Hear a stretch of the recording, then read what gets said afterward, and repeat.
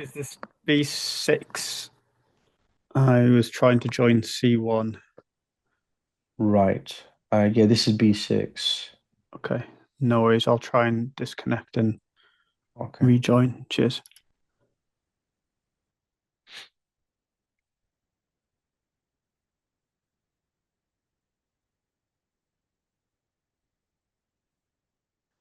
Right. Okay. Okay. We should be good now. Right. So I might have met some of you on other sessions.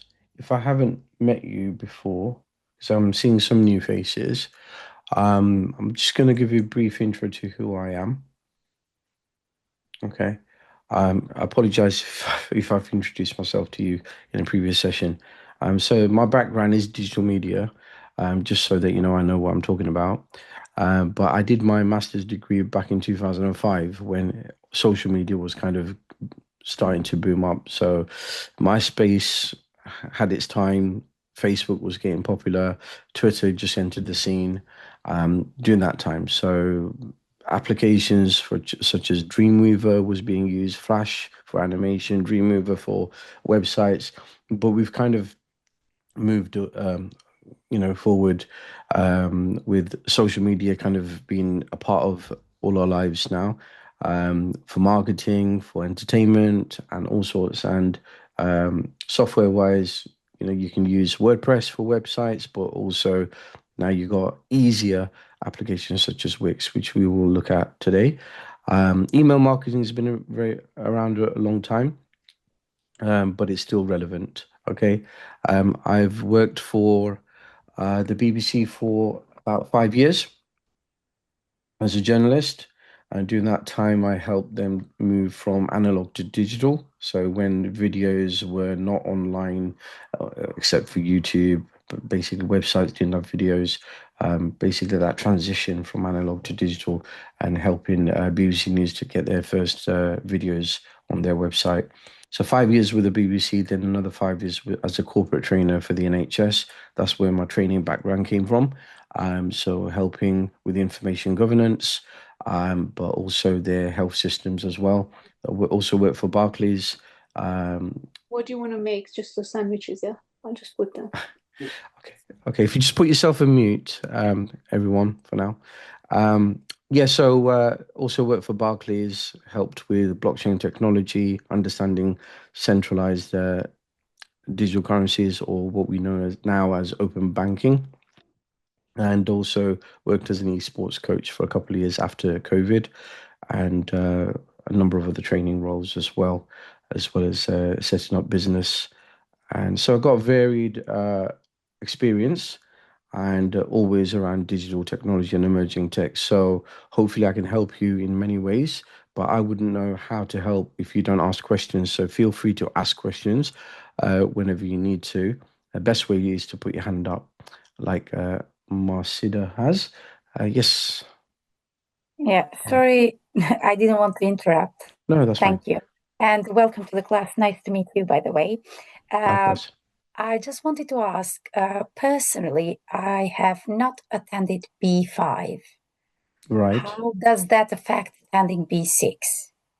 And Okay, I saw that's that it yeah. wasn't a close date to that because it has been cancellation before. So, Okay. Can you send me a direct message on Zoom, like in the chat, directly just to me, with that okay, query, and I'll look into it after the session, if that's okay. fine. Thank Is that you. okay? Okay, Yeah. thank you. Right. Okay, let's get started then, because we do have a limited time allocated for this, and there's a lot to cover. So just bear with me. Let me get my slide up. Okay, so this session is around Wix for email and social media, but we're going to start the session going into social media first, and then we're going to look at Wix and email marketing as well. Okay, right. So the course intent during this session, you will understand how to promote your blog on social media. Okay, be able to select and justify channels and content for social media campaign, be able to create email marketing content, and be able to connect with other bloggers. Now, using Zoom And what I want you to do is in the chat, I want you to write yes if you've already started on a blog. Okay, so in the chat, type in yes if you've started on your own blog. If Sorry, you could I haven't, just... so the course intent I've covered, and I asked you if you have created a blog before or created one for this course, and I think we've got a few, I'm just going up, got a few no's, but can we, if we just go back to that question again, and if you just type if you have or you haven't. Okay, so we've got quite a few no's. Okay, it seems like no's all over, right? Okay, that's interesting. Started the layout, not the content. Okay. So because of the changes, probably. So if in the presentation it says your blog or anything like that, and you haven't created one, don't worry. Okay, I will basically show you where you can create blogs, and I will also inform the team just to make things work. Okay, but Just to there are say, we did go over blogs in B5, so okay. everyone should kind of know what they're doing. It's just not everyone's set them up Sure. yet. Okay. So, like, we did kind of learn how to do it all. It's just Okay. some people haven't like created them yet. That's fine. That's fine. Okay, I appreciate that, guys, because I'm coming in on B6 and I haven't taught you previously, so I'm kind of trying to understand myself. So there are a few people that haven't attended B5 as well. That's all fine. We haven't missed out on much. Don't worry if you don't feel that, we're losing time, because it's important to understand where everyone's at, so I know what I'm teaching, and I don't want anyone to be confused going forward. Okay, so with that in mind, then let's move forward. And it says, during our last session, this is why I wanted to find out. During our last session, you learned how to create a blog, 3 weeks. And this is B5 we're talking about, okay? How to apply SEO to your blog and how to publish and share posts. Now, if you haven't done that, don't worry about it. We'll just skip that for now. I will talk about blogs and I'll talk about social media. Hopefully, as this session progresses, you'll find it very valuable as a standalone session, okay? Just think of it like that for now. Okay, so we're starting off from here. Okay, so publishing your blog is only half the journey. Okay, so whenever you create a blog, blogs have been around for a very long time. Okay, I can remember, there was a Blogger. I think it was then taken by Google. That was a blogging application. There's also Medium. Okay, there are lots of applications out there which allows you to blog. Okay, now who knows what a blog is? Who can explain to me what a blog is? Who's gonna take charge and explain to me? Anyone? It's like an online article. Yes, it's like an online article, exactly that. So basically, it's text, but you can also put images in there. You can put photo galleries in there. You can put links in there. But it's basically an online article that you publish. And there's specific platforms for it as well. And then it can be shared on social media. So social media has become one of the most powerful tools for strengthening your content and reaching new audiences. With so many platforms available, such as LinkedIn, X, Facebook, Instagram, Pinterest, Reddit, knowing where your content should go, and basically that's important, but it's also about where it will resonate, okay? So as an article, if you're writing a blog, and within that blog, a blog could be a series. Okay, it could be like you're kind of taking a person through a journey. So it could be a number of articles as well. But if we talk about one article, you need to understand, like, how am I going to get the eyeballs onto my article? How am I going to get people to see it? And social media is exactly where you need to be. But you have to understand which platform is going to be ideal for your blog. And that could be about the subject of your blog, what you're actually writing about, and also the type of content that you put into the blog. Okay, so what platform? Okay, so here you have already started writing your blog. You now know your topic and what you want to achieve. It is now time to identify and understand where to share it. Okay, so obviously a lot of you said no to being, writing a blog in the first place. So what I'm going to do is I'm going to show you a platform called Medium, and I'm going to demonstrate to you how a blog works on that. Okay, so just bear with me a second as I open up Medium. Okay, so it's medium.com. Okay. Now, it really doesn't matter what platform you use for blogging. There's no right or wrong answer, but what you should do is go on a platform where it's popular, okay? Because that platform itself would have its own community as well. People would know that, this is a Medium article, and it's a professional way to blog as well. So can everybody see the window where it says Medium? And it should say human stories and ideas. Can everybody see that? Couple of yeses will be fine. Yep. Okay, good. Okay, so what we have here is Medium. Okay, so Medium, you can actually sign up for free.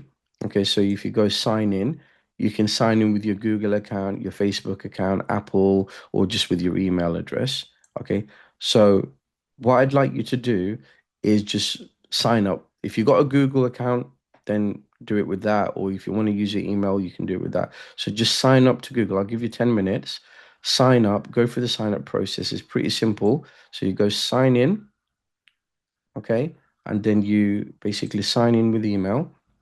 You type in your email address.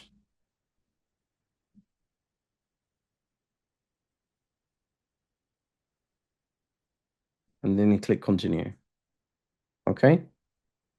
Okay, so you didn't recognize that email. Okay, I think I'm trying to sign in. Sorry.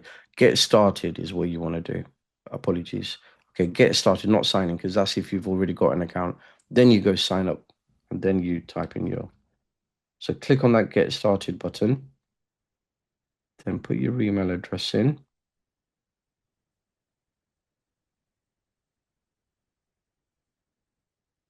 And then create account. Okay, and then it sent me a code. So I would need to put that code in.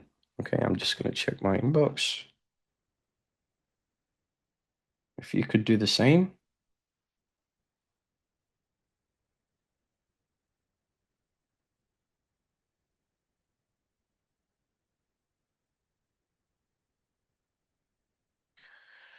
Okay, so then the first thing you'll see is it says they need a little bit more information. Okay, so my full name. Okay, I got my full name in there and I click create account. Then it's going to ask you what you're interested in. So wherever your market, your subject area is, you may find it here, you might not. Okay, but the one that is closest, that's what you're going to go for. So you've got programming, data science, technology, self-improvement, writing, relationships, all sorts. Okay, so I'm going to choose education, and I'm going to also choose self-improvement. And I'm going to also choose marketing, digital marketing, something like that. Do we have anything to do with digital marketing, social media? Okay, so I've chosen these three. And then I'm going to click continue. And then it's going to give you these two boxes to pay, right? Okay, pay as a member or friend, but you're going to go and click at the bottom. So here at the bottom, it says, or continue with a free account, right at the bottom. Okay, so you're going to click on that or continue with the free account, that link. Okay, so we're not clicking these, we're clicking that at the bottom. Once you click on that, now you're in. Okay, so this is a free account and they do give you like a special offer and stuff, but you don't have to pay for anything. You can start blogging. Okay, so now you've got an account. Up here on the top right corner, you've got a little image of like a silhouette of a person. If you click on that, you see your name, you'll see your profile and some settings. Okay, so if you click on view profile, you can edit your profile, and here you can put more information.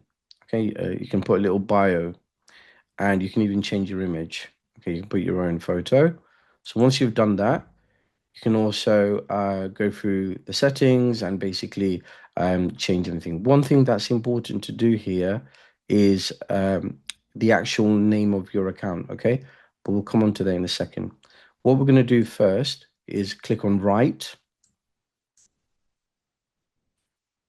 And this is what I want to show you, okay? So it's so simple to start blogging, okay?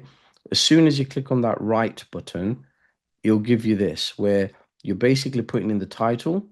Okay, so I could put a title in here.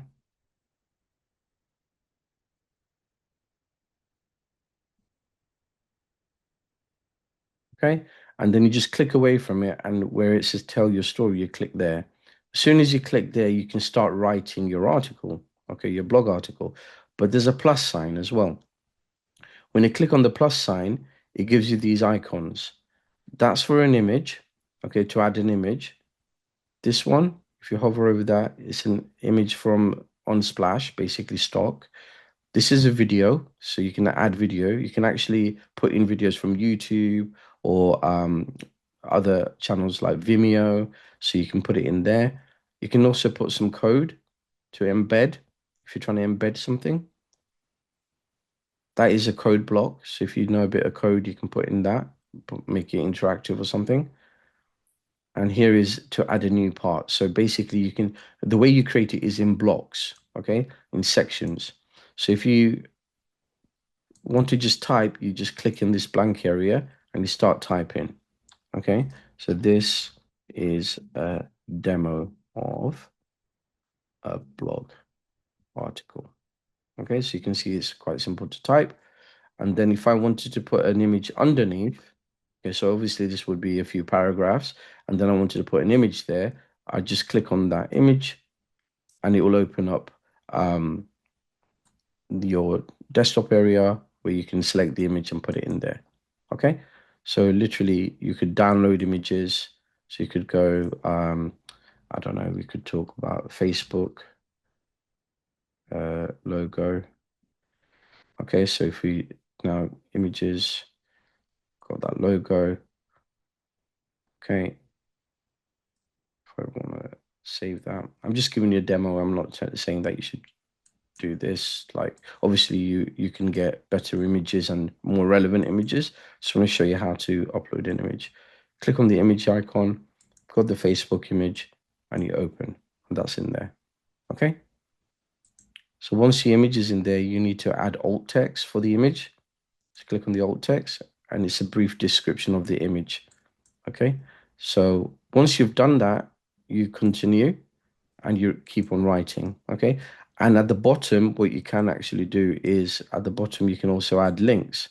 Okay, so you could add a link, like if I went in and put www.thinkemployment.com and I press return, it automatically makes it a link. Okay, because it's a web address, automatically it makes it a link. So when somebody clicks on it, they'll go to it. So if you click on that, you can see it's gone to Think Employment. Okay, so it's very simple to use. Once you've written your article, once that's done, you just click publish. When you click publish, it will basically give you a preview of your story, your article, and here is basically telling you to put up to 5 topics. Okay, these topics are a bit like hashtags. So yeah, I could put in digital marketing, and as you put it in there, you'll see it comes up with a number. So if I just take, can you see it's coming up with a number? So this is the number of people that I basically looking at digital marketing articles, digital marketing agencies. You can see that's the highest number.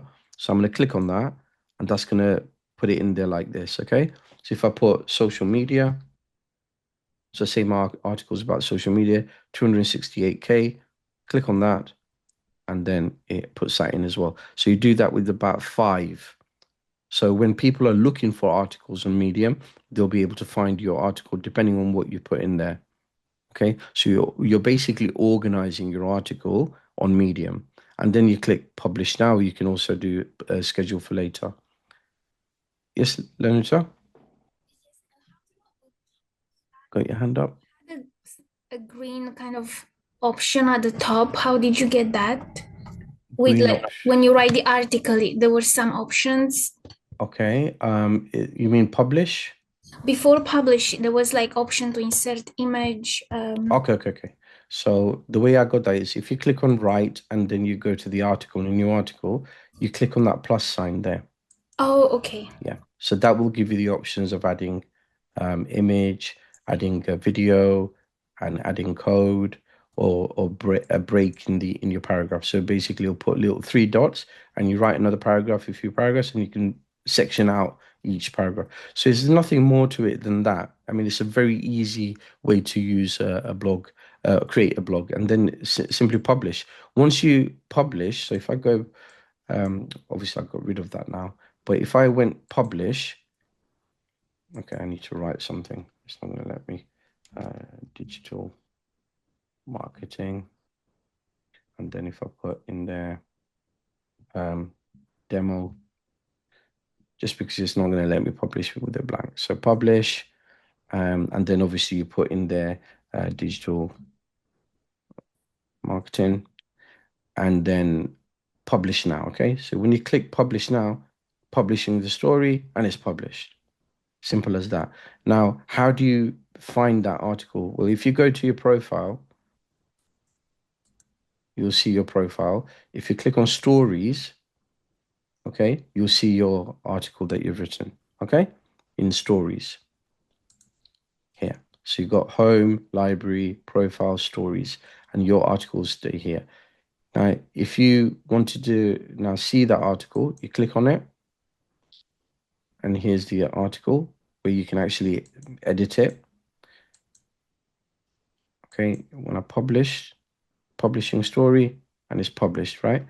So this story, as soon as you click publish, this window will pop up where you can share on Facebook, share on X, LinkedIn, and it has another one says copy link. Okay, so let that come up and then use that copy link. Copy that, and if you paste it into the address bar, you'll see it says medium.com/@bilal.mia and then the article. Okay, so that is how you direct people to your Medium profile where all your articles are. So your username basically. The rest of it from here is basically your article, and that whole thing here is the link to your article or your blog. Okay, so it's Could I ask? So, sure. one of the classes that the last class that we did with Rob, I Yeah. posed the question of what was, obviously you're doing these blogs for search engine optimization. Ultimately, you want to drive traffic to your website, right? Mm-hmm. And I said to him, well, Wix gives you an opportunity to publish blogs directly on your web page, Yeah. which is a preferable option. And Rob Mm-hmm. seemed to think that actually probably publishing it on your page was a better option, but we're learning how to do it externally to an external medium and then linking it. I'm just wondering, is there a logic to doing it on a separate website and linking it to your website? Okay, so Wix itself, it does. We'll cover Wix in a second, like later on in the presentation. We'll come to Wix. It does allow you to do a lot of things like email marketing, blogging, and everything else. It has a whole marketing section.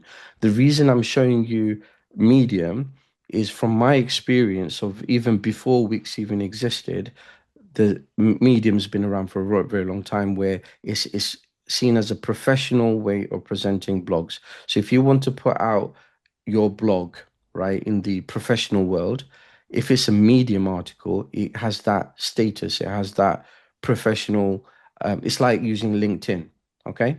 In a professional setting, a medium article has weight. So if you're sharing it into LinkedIn and it's a medium article, obviously somebody from LinkedIn is going to click on your medium article and go to medium, right? So that just gives you anybody who has experience, knowledge of these platforms will respect medium as a platform. Wix did not start off the way it is now. Okay, Wix was for people who want to just get started, want it like, really user friendly. They started off small and they've kind of grown over the years through marketing and everything else they've done. WordPress, you guys have, some of you have used WordPress before. WordPress, again, it gives you skills that is respected. Okay, so if you go for a job or you put it on your CV that you've got experience of creating a website on WordPress, that has some weight to it because it's been around long enough to gather that reputation. Wix is getting there at the moment as an all-in-one solution, just like Canva. Okay, at some point there's going to be companies that actually respect Wix as well. If even if you've written an article on Wix, it's not going to be a difference from writing on Medium, right? But it's good to know that you can write articles on Medium, you can write articles on Wix. There's no difference, as in there's one does not take priority over the other as long as people can read the content and the content itself is of value. So the main thing is your content. I mean, if you write a rubbish article on Medium, there's no point of being on Medium, and you're not going to get any extra credits for it because your article's rubbish or your article gives no value. Okay, with all respect. So answering your question, what Rob said is fine. What I'm showing you also is fine. It's your choice. It's still a blog and it still can be linked through. Okay, so on your website, you can have a link to Medium. You can also create your article through Wix, which we'll also look So at. to summarize, the advantages of being on Medium would be that it gives you a level of authority Yes, and gives you more opportunities to market the actual blog itself. yes, Correct? yes, yes, Right. yes. Because there's people who would go to Medium just to read on different subjects. So you've got that audience. Okay. So, you can, if you click on home, or if you search like topics, for example, if you go here, explore topics, you'll see there's lots of topics, right? So say you're in the health niche, you go here and you go guided meditation, maybe. Okay, let's go into that. You'll see lots of articles there. Okay. And the people who wrote these articles might be professionals in their field.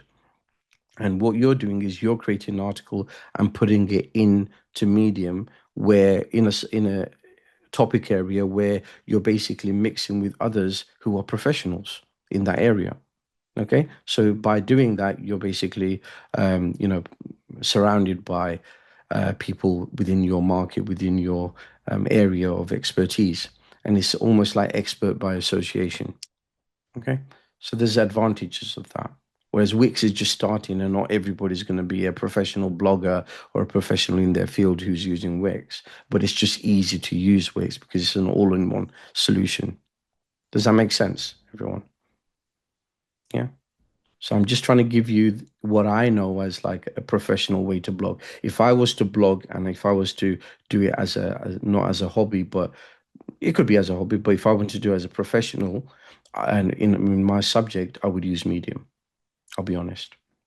But that does not mean that you can't use Wix at the same time. All right. So So those. so in terms of search engine optimization, if Mhm, you then post the blog to the website, to your own personal website, mhm. Google's going to figure out that that's part of your website, isn't it? So you're still going to get the benefit there. Am I right? Yeah. So when it comes to search engine optimizations, there's a couple of things. One is like when you write your Medium article, there's certain words. Obviously, how search engine optimization works now is it's more about your content being relevant than using keywords all the time. Yeah, Because yeah, all the ideas of, oh, you have to use these words and that words, it doesn't work anymore. So if you naturally write an article and make it yeah, valuable for your audience, that will work better than just trying to put keywords in, right? So the yeah, first thing I would say is write a valuable article about a subject that actually matters. Put content in there, for example, videos that are authentic, genuine, that are value and are relatable. Use the tags at the end of the article so that those words like social media, marketing, and all this, so that it falls into the right category. Share it on different profile platforms like LinkedIn, Facebook, and also even on included within your website on Wix. Okay. yeah, And then your Wix website will also have content on there that is probably about the same subject, right? So yeah. then what will happen is because you're using multiple forms of content from different platforms that are now on your website, it will bring all that traffic to your website, if So that it makes builds your sense. authenticity, It basically. does, yes. Yeah. Yes. Okay. Thank you. Because you're using social media and Medium is also a part of that social media group. Okay, it's not talked about as much, but it is also a part of that because it's a so like look, if you look at all these articles, it's a community of people who are writing about, and look, they've got lots of, because you're going to get that audience. You know, there's 202 people that are clapping on this one about winter wellness.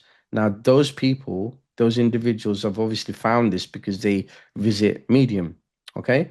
And they visited through this person, whoever this individual is, has tagged it right. So meditation, immunity, all these tags has brought these people here. But also, this article has probably been shared on their own personal website, on LinkedIn, and so on.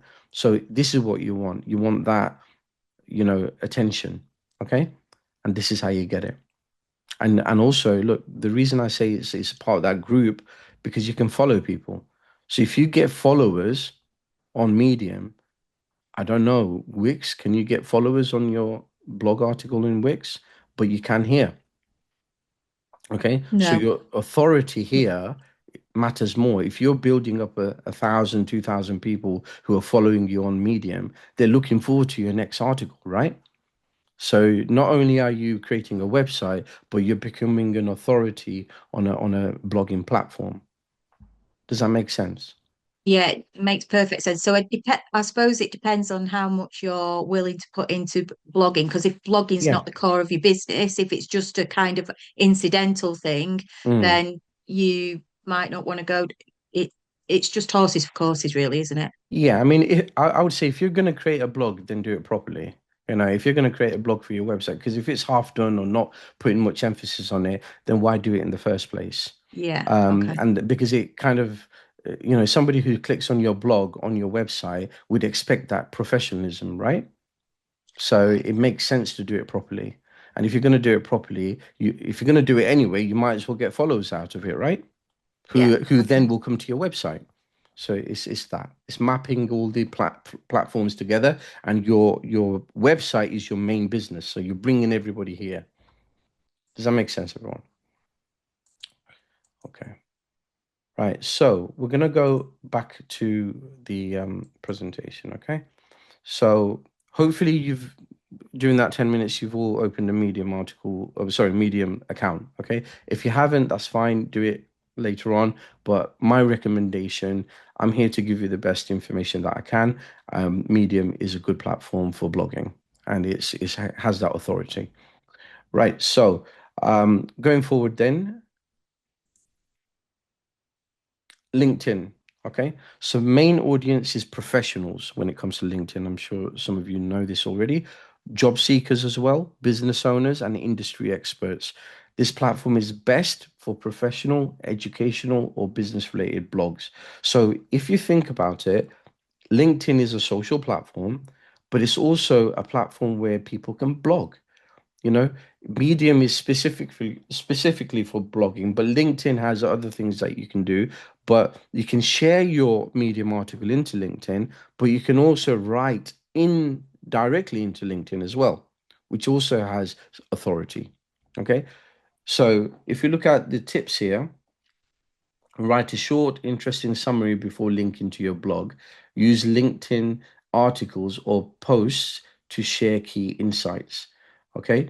And then engage in groups or comment on related posts to increase visibility. So, again, it really is about where you want your audience to go.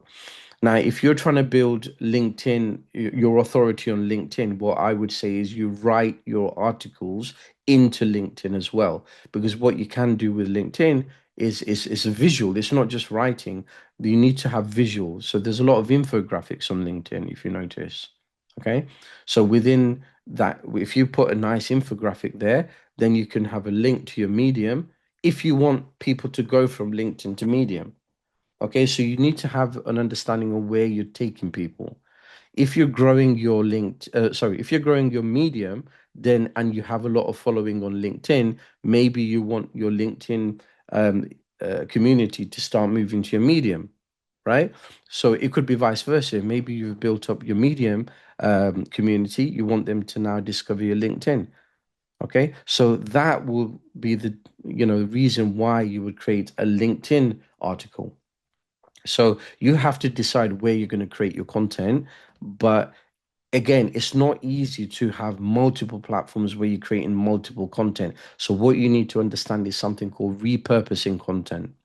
Okay, so if you create one long form of video, you can slice it up and create shorts for YouTube. You can create videos for TikTok. In the same way, if you create a long article, then part of that article can be summarized and put onto LinkedIn with some infographics. Okay, so you're not creating more content, it's the same content, but you've summarized it and put some infographics and put it on LinkedIn. The full article is on Medium.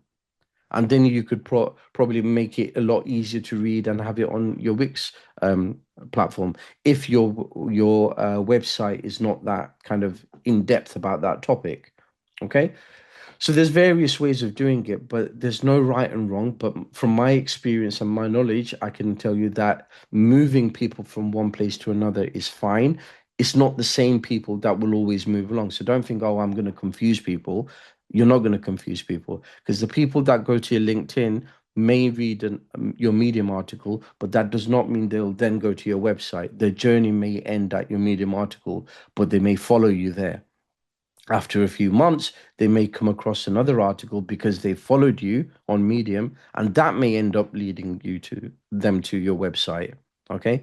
If you want to cut that journey shorter and you want to kind of put your product into Medium, you can.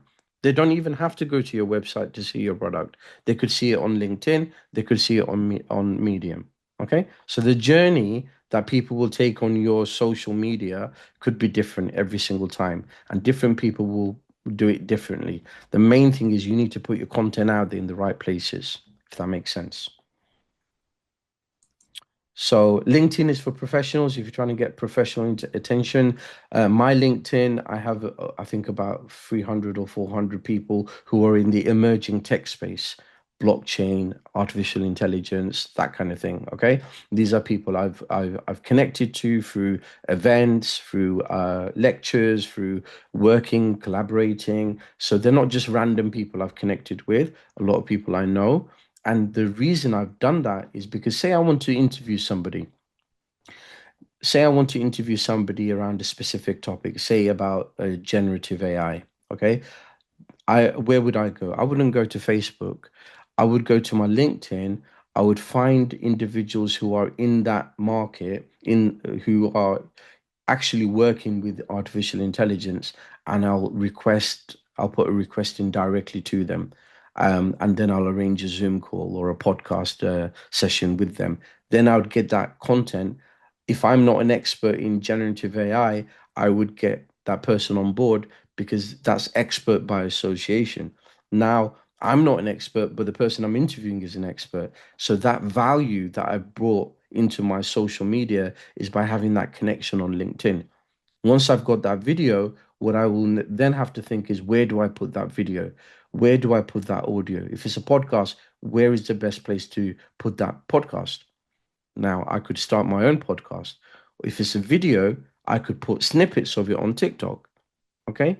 I could put the long form on YouTube. I could even use that video in a Medium article and actually talk about, the subject. Maybe I'm thinking about writing a blog about AI and I wanted that video. So can you see how all of this connects? Your connections, your links, your networks, all of it connects. And this is how you got to think. Each platform has its value. Sorry, can I Facebook, ask a question, sure, please? To do with Medium, I'm on it now, and when it has the photo and the name of the person, I yeah. mean, is that where we should be putting our company name rather than our actual names? And likewise on the photo, should it be our logo and not a picture of us? Again, it all depends on what you're creating the article for. So if you're working for a company, or say it's your company, okay, if you're creating the article for the company, okay, then you got to put your logo of the company because this is who you're representing, as in that company's article. If you're an individual who's writing an article, but from your own personal, opinions and everything else, and then you may have to get authority, get it authorized by somebody. Like, do you want to share this on our company website, for example? Then you might want to position yourself as the person who's written it with your name and your picture. Okay. So there's personal brand and there's a company brand. Okay. So if you're writing for the company, if it's your own company, then obviously you can make that decision. But if you're working for another company, then you need to get that permission and say, look, I'm thinking about writing an article about this subject. I've realized that the company doesn't have a Medium account. Do you want to open one or shall I open one? Have that conversation and then do it that way. Because what you don't want to do is create an article, write something that goes against what the company stands for, and then you'll get into trouble because it's social media still. All right. Does that make sense? Yeah, Does that answer thank your you. question? Okay. Right. So Facebook then. Facebook's been around a long time. It kind of started off at the end of MySpace and all that. The main goal of Facebook was it was the first one of the first to be about social networking. Okay, so the idea was that people just kind of friends, family, talk to each other and stay connected and that kind of thing. It started off like that. But Mark Zuckerberg probably had bigger ideas. He probably thought at that time, let everybody come onto this platform and for free, give their details and be on there for free, and I'll charge them later on because that's the model that it works from. Because now the money that it's making is from their asset. And who is the asset? What is the asset? The asset is the people. Okay. Everybody who's on Facebook and posting is providing information data about themselves.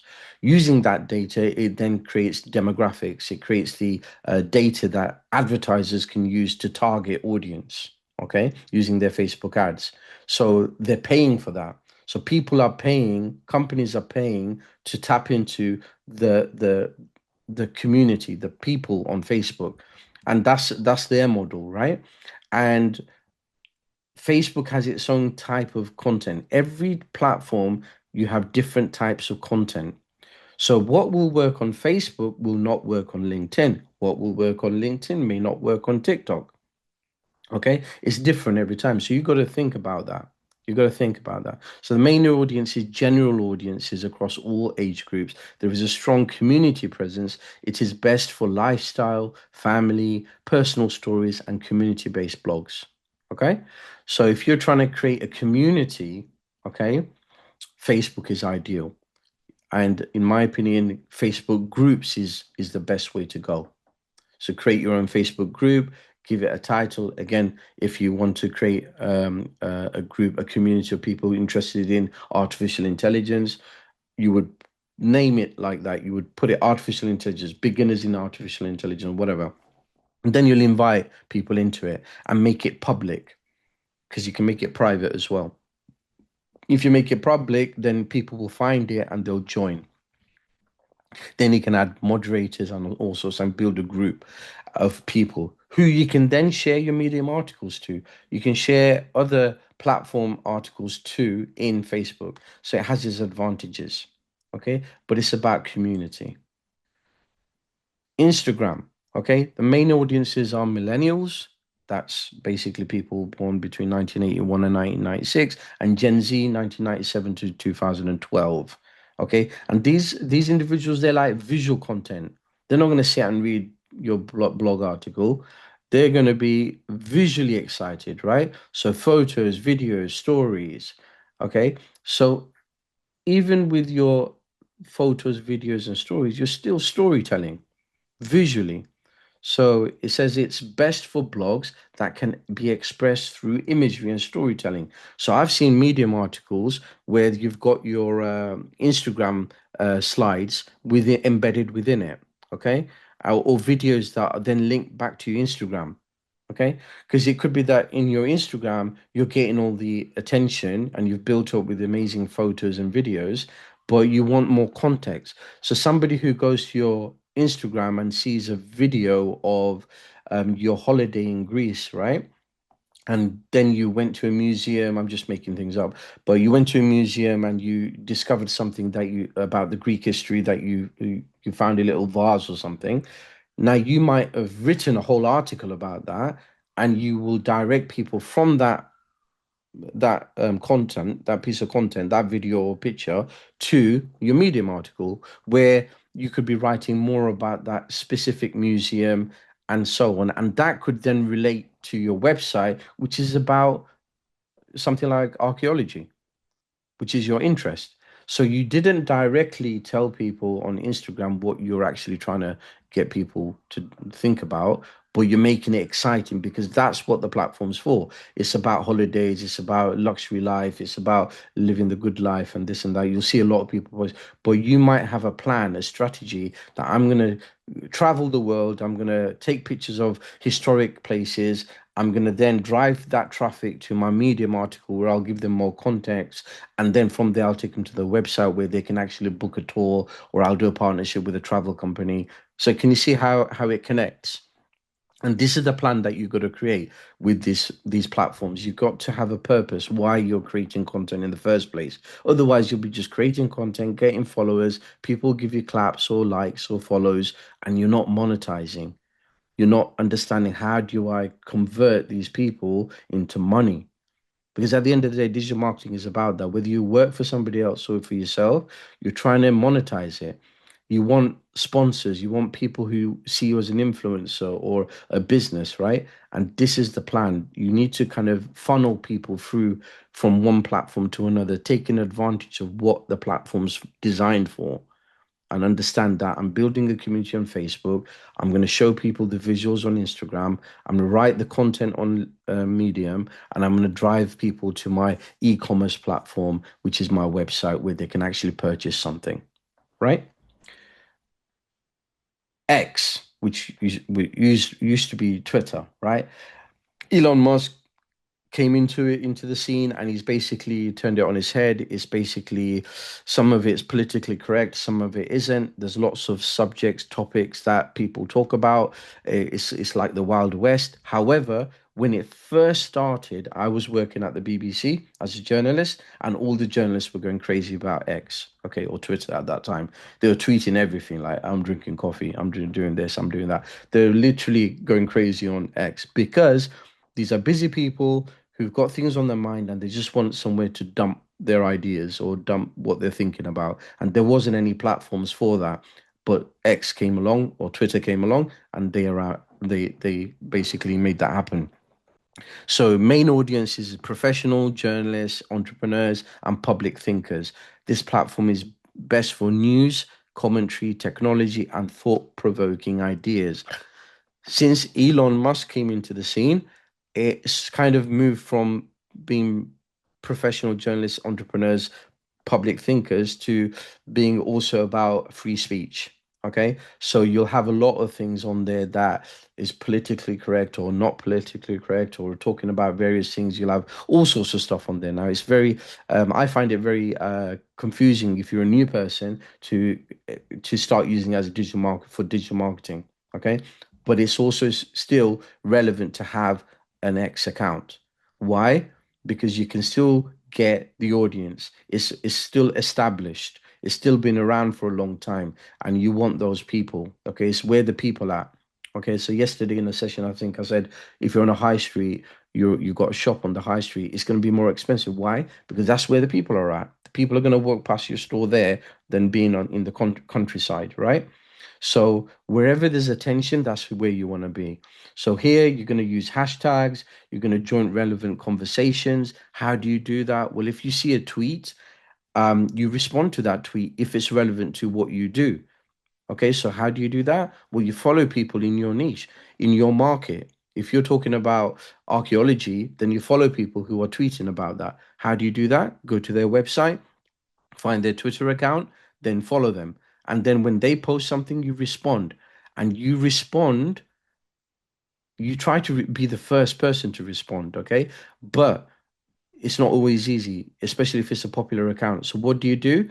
You make it interesting, and you get your other communities, for example, on Facebook, right? So if you've got 1,000 people on Facebook in a Facebook group, you get all those people to retweet, to share your tweet, okay? Your response, okay?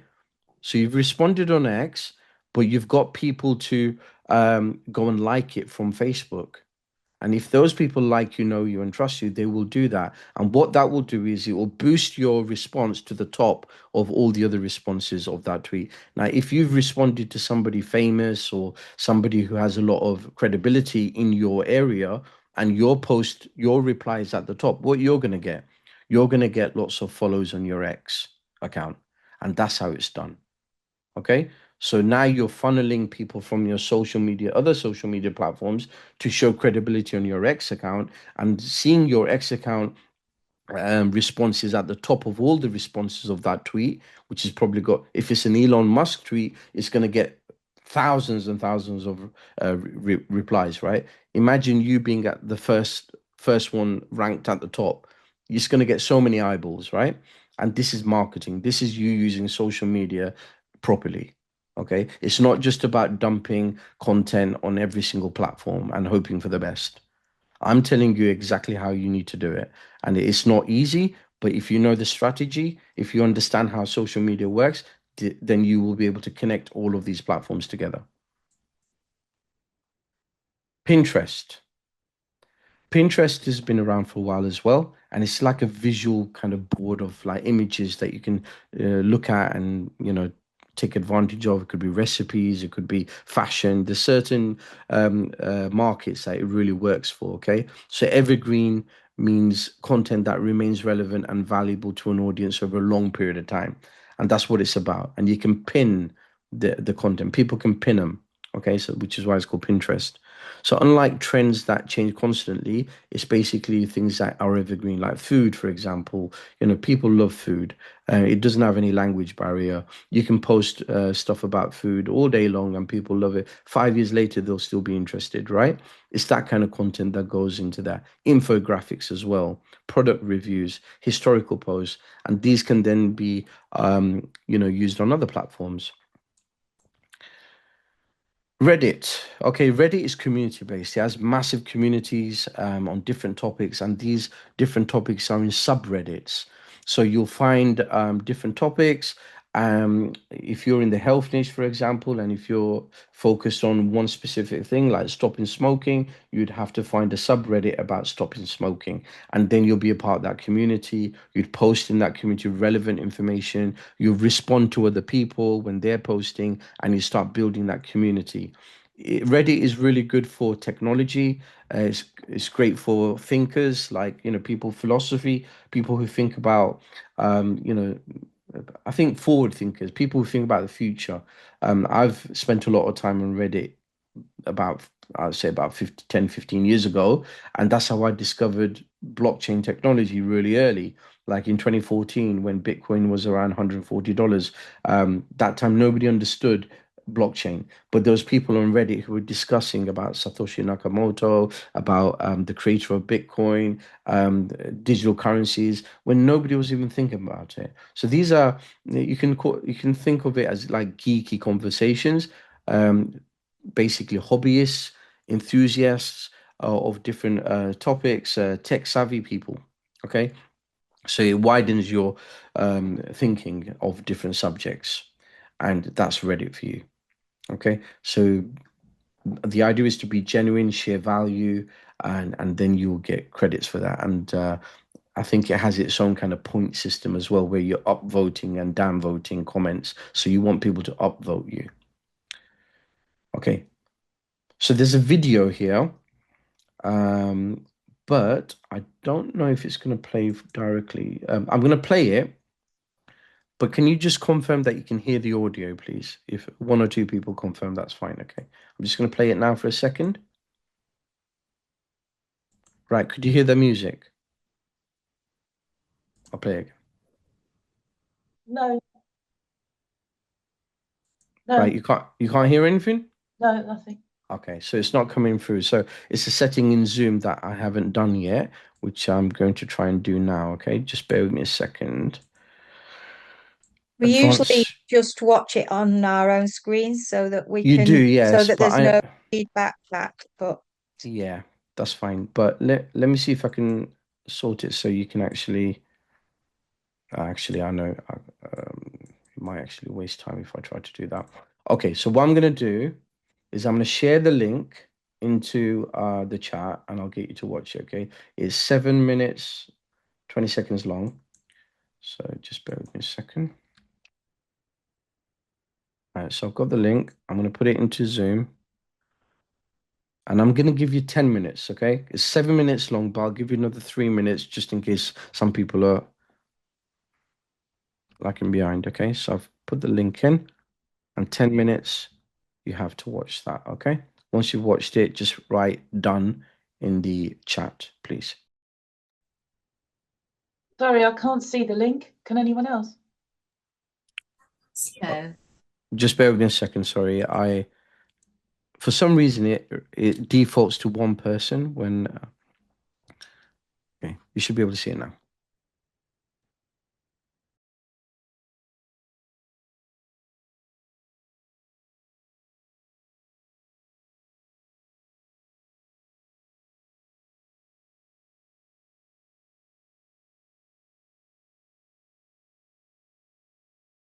Okay, those of you have finished watching, I want you to type into the chat one thing that you've picked up that is useful, valuable knowledge. Just one thing from that video that you didn't know before.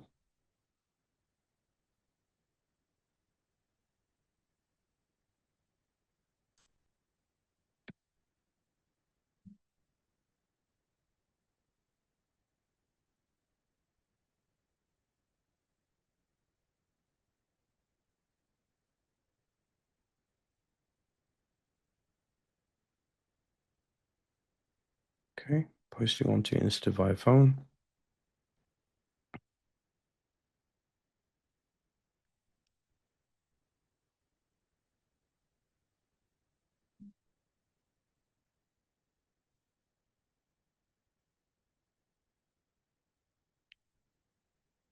Yep, 4 billion. Yep.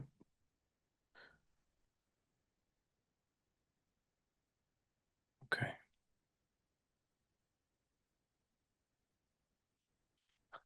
The button around read now on an infographic making users think that it's a button. Recognizing the CT and encouraging them. Okay, 70% of users are ex-men. Yeah. Okay. Some interesting facts there. Okay, good.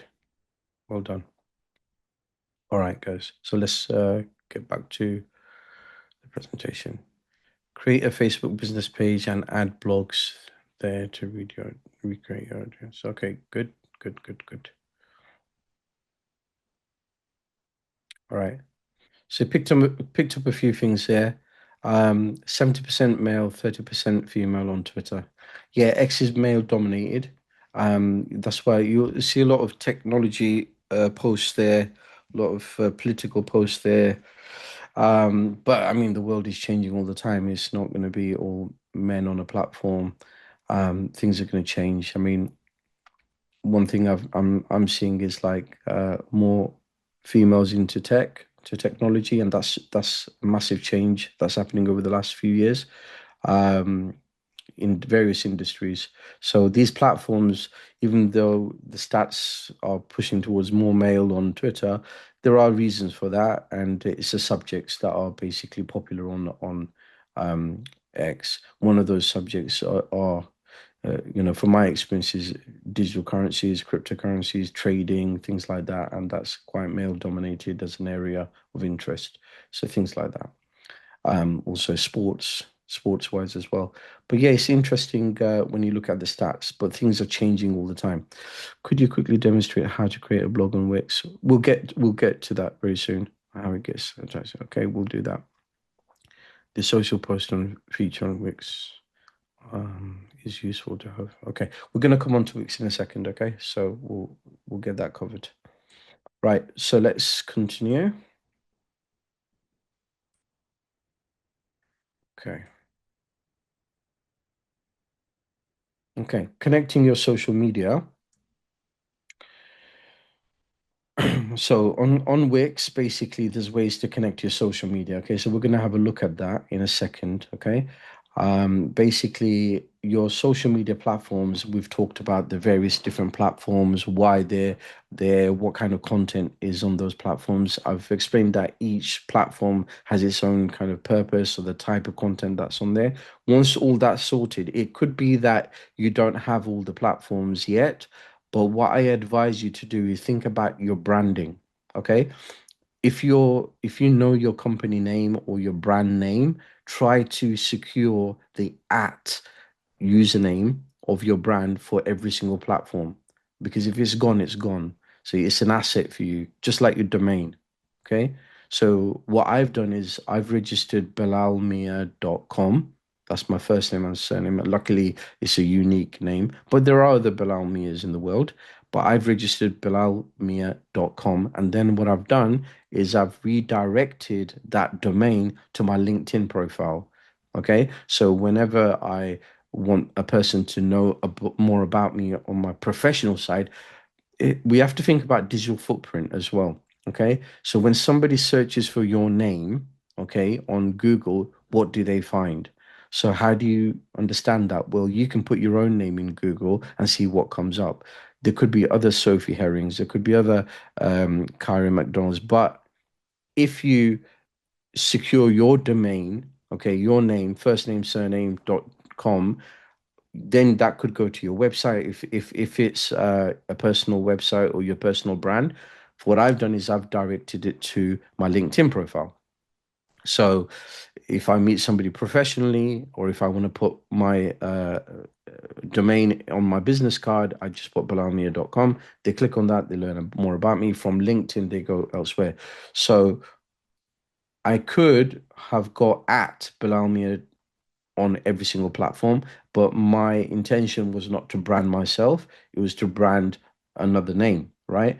And that's what I did. I secured the branding of that name on every single platform. And you should do the same. When you have a chance, do that. Even if you haven't populated your Facebook or you haven't got started on some of these platforms. So once you've got that side sorted, now it's about connecting your social media to your Wix platform. Okay. So we're going to go into Wix and we're going to look at Wix now. Okay. So on Wix, okay, if we look on the left hand side here, this is where everything is. Okay. If we start from the top, you've got the setup. Okay, if you click on setup, this is where you can put a custom domain in. So if you've registered a domain for your business, you can put that domain in and connect it. You may have to go through a few steps to kind of put your gate. If you got a domain on GoDaddy, for example, you may have to connect it from GoDaddy into here. So if you put something like, I don't know, let's say I put my domain in which I own. And if I go, let's go.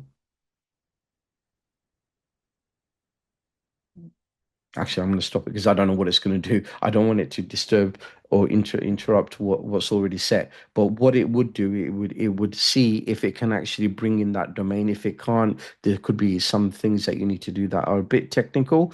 But there are help. I'm sure they have a help section, support section. You can reach out to, and I'm sure they have articles as well. But I'm not going to go into that because that's not a part of this session. But you can connect your domain. You can get a custom business email, okay, which is ideal because you want to have a business email, which is basically if my site was balalmia.com, then my business email would be say support at balalmia.com. Okay. So business email you can get from here and design your website. So if I click design site,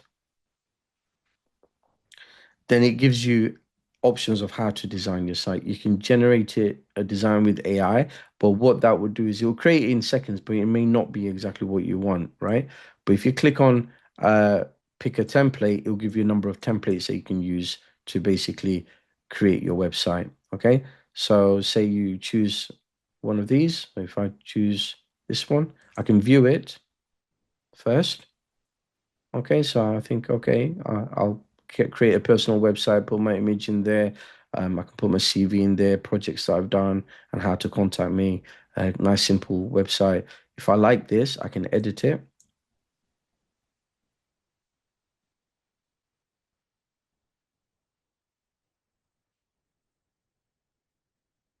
Okay, just takes a few seconds because it's bringing up that template so I can edit.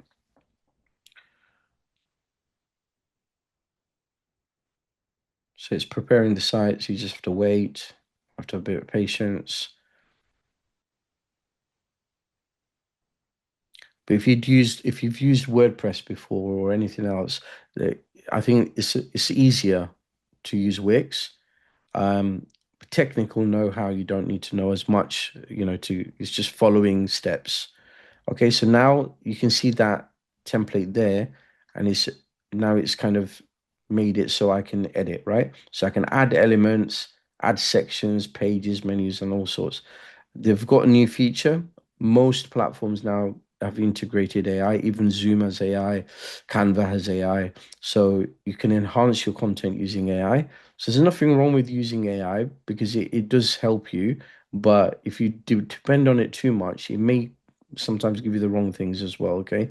So get personalized content across your entire site by quickly updating your information more detail. So if you tell it what you're kind of creating your business around, it will generate a site text. So it is useful because it will give you content that then you can still edit, but it will give you a starting place for your content. But I'm going to just skip that for now, right? Because what I want to show you is these here. Okay. So adding elements. Okay. So what I've done is I've selected a template. Okay. You can still connect your domain from here if you don't want, because if you use wix.com and then your site name, for now, that's fine for now. But professionally, you don't want your site to be wix.com/ and then your business name. It doesn't look professional. What it signals to me is that maybe this person can't afford, a proper website, right? Personally, I wouldn't judge a company like that, but then again, I would because they should know that, they shouldn't tell you shouldn't be telling people how you created your website. Okay, that's more important than being your domain being like that. Okay, because Wix.com is still getting there. It's doing well, but it has a specific target audience, which is people who don't are not very tech savvy, who just want a quick website. They want it to be a drag and drop, that kind of thing. Now, most companies out there will hire a professional company to create their website. So if you put your website address as wix.com/ something, your business name, and you print it on your business cards and everywhere, it's going to cost you a lot of money to change that. So that's one thing, but also it just doesn't look right. Okay. So connecting a professional domain, which then you use for all your social platforms is the way to go. Okay. So here, add element. If I click on that, what does it do? It gives you various things that I can add. Okay.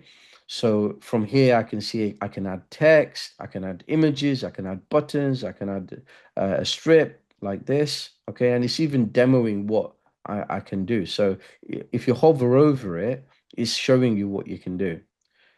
Boxes, galleries, menus. Okay. So you can add a menu, all sorts. But where we're going to focus on is social here.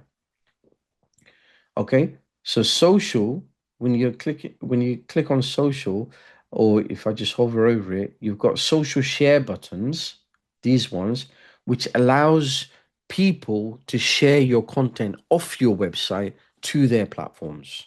Okay, which means that it's not connecting to your social network, it's allowing people who visit your website to share your content on their platforms, which is important to have because that is like free marketing. Visitors on your website are now sharing your content that they found interesting on their platforms, which is going to get you more eyeballs. Okay. So this is something that you should have on your website. Okay. At some point, I would put it at the bottom of your articles if you're writing articles, or a bottom of your page, not on the front page, but I would put it into another page that you've created that is information. Okay, it could be an article, it could be you got on your menu, you got blog, and then that is basically. But these share buttons are also on Medium. So if you decided that your blog is going to link to Medium, the disadvantage of that Okay, so I've given you lots of advantage of using Medium. The disadvantage of using Medium in your menu and putting blog there. Okay, so this you can edit and you can add blog and then you can link it to your Medium. The disadvantage is it's going to take people away from your website. Okay, so what I would say is have a Medium article or Medium account to drive traffic from Medium to your website. Okay, um, but maybe not advertise your blog here to go back to your Medium, but have it somewhere else, like lower into your content somewhere where it's linking to the specific articles. Okay, so you're not driving everybody away because some people may come to your website and they just kind of not read anything and just start clicking around and they click on the blog and they end up on Medium and they get distracted and go somewhere else. So if you have a specific article that you've written in Medium, you can link it in your content. Okay. But to have it here will drive people away. Okay. So that is the disadvantage. So that obviously means an advantage of using a blog within Wix is that they'll stay on your site, if that makes sense. Ask a quick Social bar. question. Yes. That Yes. I take it there's no way of, say you've created a blog post in either Wix or Medium, there's no way of like copying and pasting it to the other platform. Of course there is. So if you created an article in Medium, you can literally drag, copy, and paste into and have the same thing on your other blog, basically on your Wix blog. Is that what you're saying? Like have the same thing? Yeah, yeah. I just wondered if it stopped you from being able to do that. No, no, it won't stop you. You can do that. But the only thing about that is you'll have duplicate information on two different blog sites and it's duplicate work for you. Um, I wouldn't recommend it, but I understand what you're saying. So what I would do is I'd tweak it a little bit. Maybe one blog has videos and other content on it, and another version has a bit of a summary and goes in a different angle. Okay, so it's slightly different, but it's similar. So you're not basically starting fresh. You're still using the same content, the effort, and everything, but you've kind of differentiated between the two. Does that make sense? Yeah, lovely. Thank you. No worries. Okay, social bar. Okay, so this one. Okay, so this one is again, it looks the same, but the purpose of it is different. So these ones, it basically is to your social network. Okay, and that's what you need to add if you're connecting your social media to your Wix platform or website, the social bar. So people can click on these to actually go to your social. So if I click on this one, it's brought it here on my website. Obviously, I'm not going to place it here. So if I hover over it, it gives me the option to left click and drag and put it anywhere I want. So I could put it down here somewhere, which looks all right. If I scroll down, I can see actually, if I just move that, actually, I've already got a few places where they can do this. So that does not make sense if I still have that. Okay, so I can decide, do I have it down here or do I want it more visual and have it here? If I want it here, I could take this away. I could remove this. To remove this, I just click into it and then just click onto it and delete, and it'll just take it away. Delete, takes it away. Yeah, and then I just got it here. But then when you've got your social bar, you need to click into it and you can copy it. You can have effects and stuff, but I wouldn't recommend it, right? But there is some way where you need to put in your social links. So you click on set social links, click on that, and then you've got each one there, right? So these are the images. You can actually, I think, let me see. Yeah, no, add icons. Yeah, you can. So if you're not happy with these icons, like for example, Twitter, look at this Twitter. Twitter's not Twitter anymore, it's X, right? So having that icon there for representing X is not ideal. Okay. Um, me with my trained eyes and digital media knowledge, if I looked at a website and they haven't changed the icon and it's still the bird, right? I would think, oh, maybe it's not up to date. And you've just created this website literally. And I'm already, as a user, thinking that your website's out of date or you don't care about your content. And that's not what you want to do, right? You don't want to give that feeling. So what I would do is I would replace the icon. Okay, so I'd have to download the icon from X. Okay, so you go to Google Images, get the icon and replace it. Okay, and if you look on the left, sorry, on the right hand side, you can see the link. This link is your account, your X link. So you would click on that link and then you would change that URL. Okay, and this URL will be your URL to your Twitter account. Also, you've got an option here of it opening in a new window or the current window. What you want to do is keep it on the new window, because if it opens in the current window, what you're doing is you're taking people out of from your website, you're taking them to X, and then they can get distracted and start moving over to different topics and forget that they were ever on your website. Okay, if you have it on a new window, it'll be like a pop-up, it'll be a new window, and they'll still have your website open. And then you've got advanced SEO settings. If you click on that, what you can actually do is, let's see what you can do. Advanced. Okay. So here, block access to source page, hide info about the source link, tell search engines to ignore the link, and sponsored. Just keep them as recommended. Just keep them. Okay. And just leave it as it is, because these ones, this one will basically tell the search engines to ignore. Sponsored, you can basically mark the link as sponsored. You don't need that as well. So you don't need to go into advanced SEO settings for this. Just leave that as it is. Also here, okay, so web address, it's a web address, right? But it could be a document that you want people to download. It could be an email address. So basically, if they click on it, it opens up as like to write an email that could be used for support. It could be a phone number, but in this case, it's a web address. So basically, if I go to phone number, it lets me add a phone number. Okay, but what we're doing is it's basically this is used for phone numbers, emails, and everything else is the same function. But what we're using right now is a web address, because all of these are connected to your socials.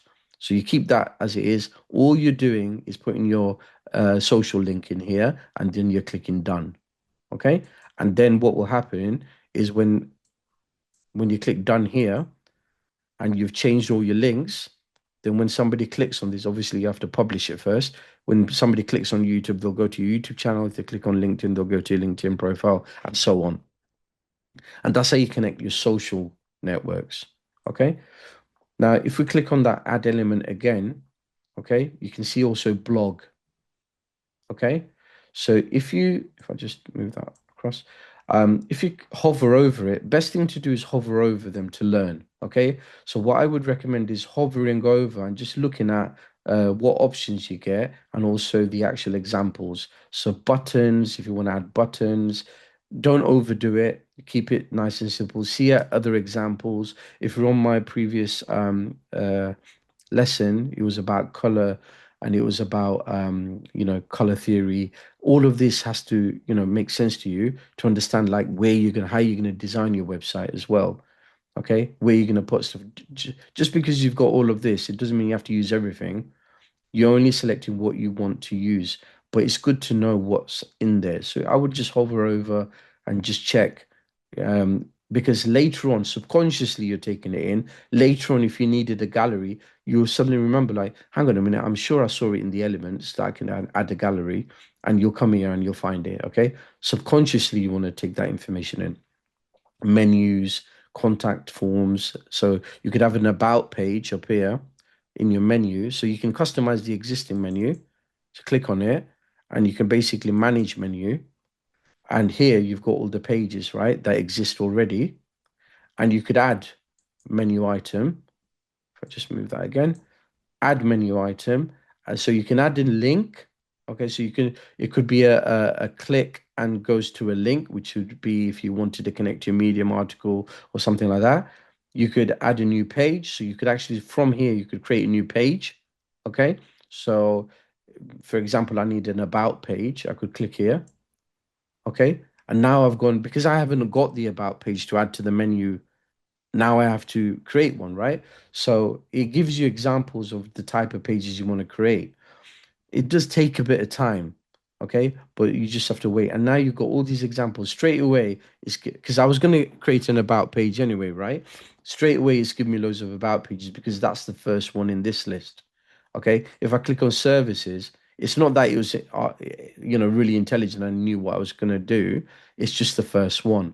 So it could be that I wanted a service page. So there's service templates there. There's project templates to showcase my projects. If you're working on different projects, you could showcase them. So you can choose one. You can preview it as well. You can see how it looks. So this is what my page will look like if I choose this one. Okay. So what I want is an about page. I click on that. It brings up lots of about pages. Okay. So I think, okay, I've got a team of people that I want to showcase. I'll preview this one. Okay. I've got it now. If you don't have images of a team, okay, maybe you don't want to choose that because you'll have all these placeholders but no pictures to put in. Okay, so if you don't have a team, it could be that you just want a simple page like this. So if I preview this, so you've got an image you can put, about will be there. You can put a bit about your company, and then it says let's work together, and it gives a name. It's basically a form so that people, when they learn about your company, it could be that they want to partner with you. Maybe they're a client, they want more information. Then they got your social links. So these, when you're creating the page, when you're editing it, you would have to add your socials to these as well, so they work. And then this form they would fill in and click send. That will go to your email address as long as you put your email address in as well. Okay, so that's how you would create an about page. And then that about page, if I just quickly add that page so you can see, it's adding the page now. Again, it takes a little bit of time. You just wait, and there it is. So I got an about page now.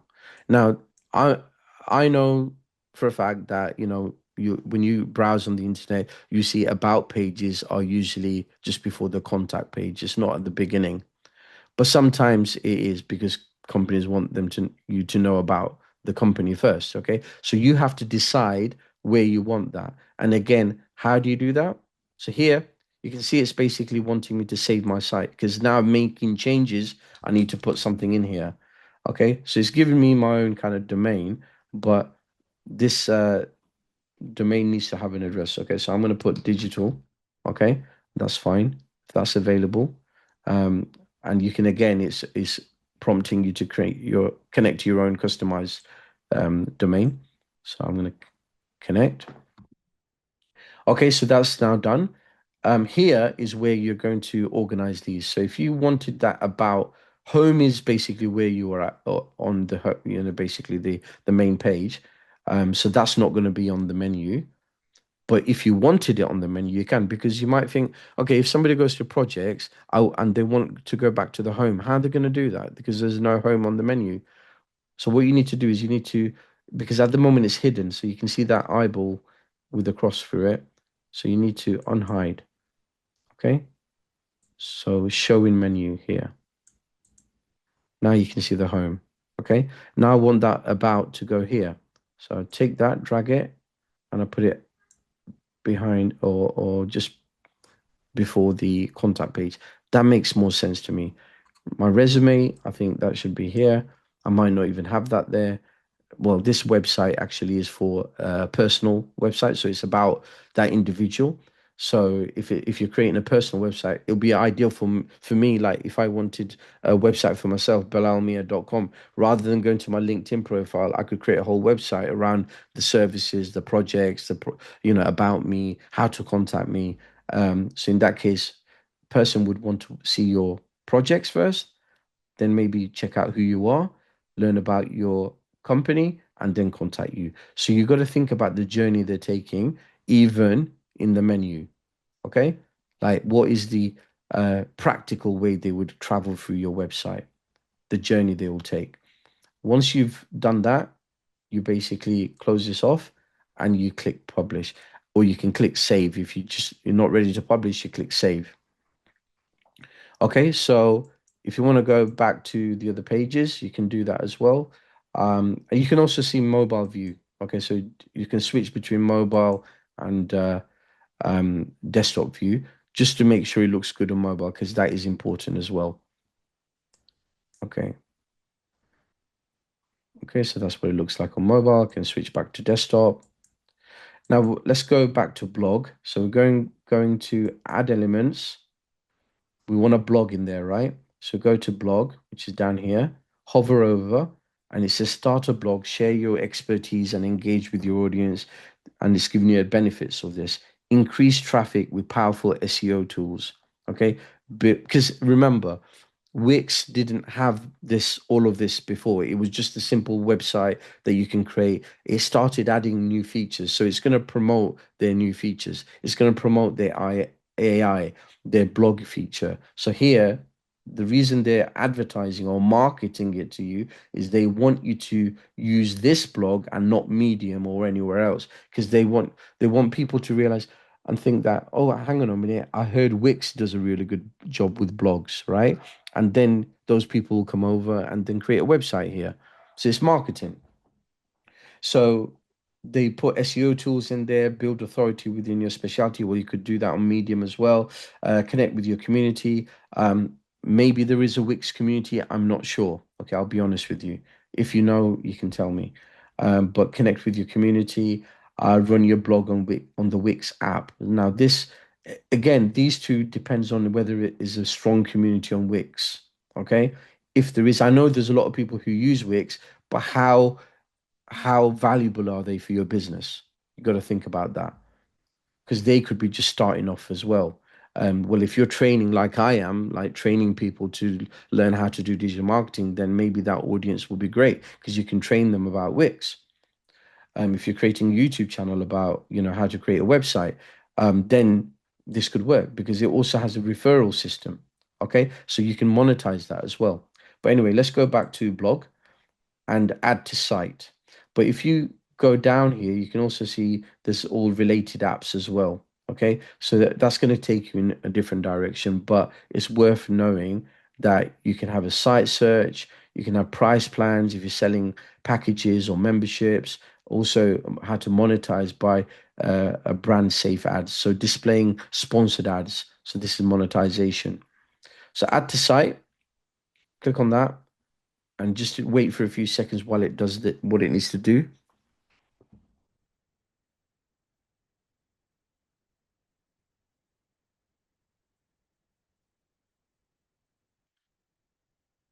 So one thing they're probably going to improve is the speed, but it's okay. So once you've done that, once you've added your blog, it's going to give you all this. Look, all of this is now here because of your blog. Again, create faster with AI. Okay, describe a blog post you'd like to create. So I'm going to use it this time, okay, just to kind of show you what can be done. Because sometimes you can have a brain fog. You can think, oh, I want to create an article, but I don't know what to do, right? What to create about. Well, let's think about digital marketing. Type it properly. Digital marketing using e-commerce. Okay, so let's see what it does.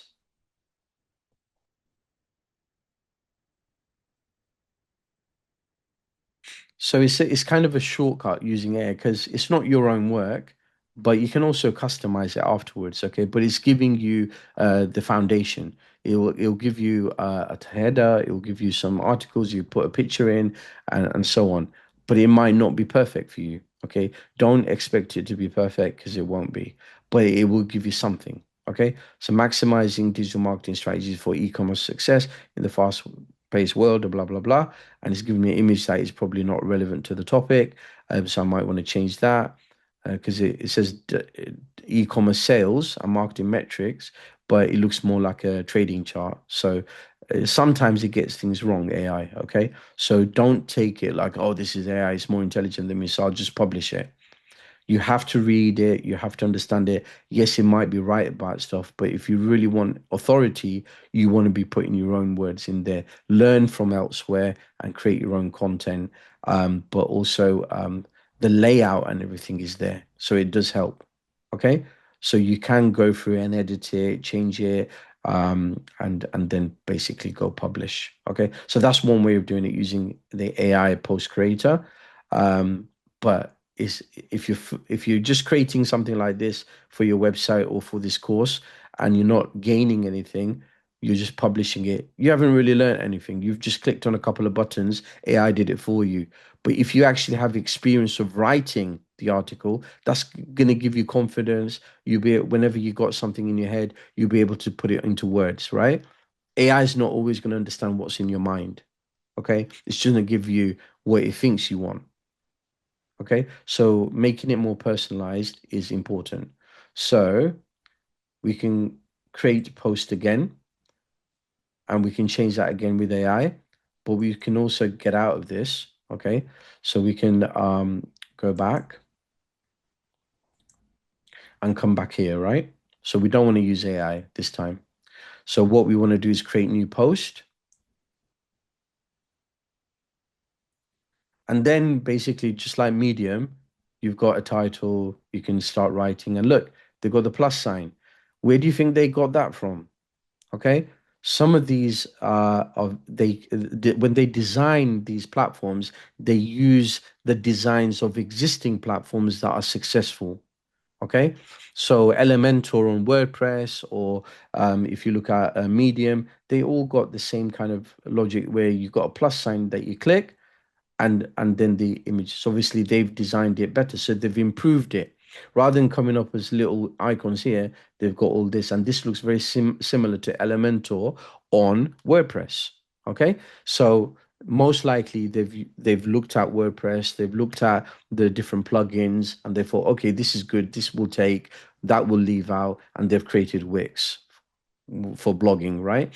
And adding this whole function. So actually, Wix is doing really well in this way. Okay, so to add an image, you just click on image. To add text, you just write in there. To add video, you can basically click on video, and then embed or upload. If you've got the video on your computer, you can upload it, or you can put a YouTube link in and then embed the video. Okay, so you can write your article, and within that, you can also add links. So if you wanted to add a link, you got HTML code there, but also you could link content. So I think you've got to type it first. Okay.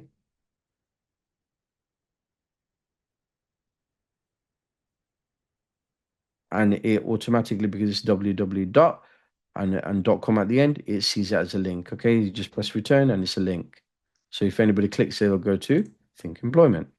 Okay, so writing an article is a lot of it's going to come from you anyway, but you just need to know where everything is, and it's basically that plus sign. Okay, as soon as you see the plus sign, you click on that, it'll bring it up.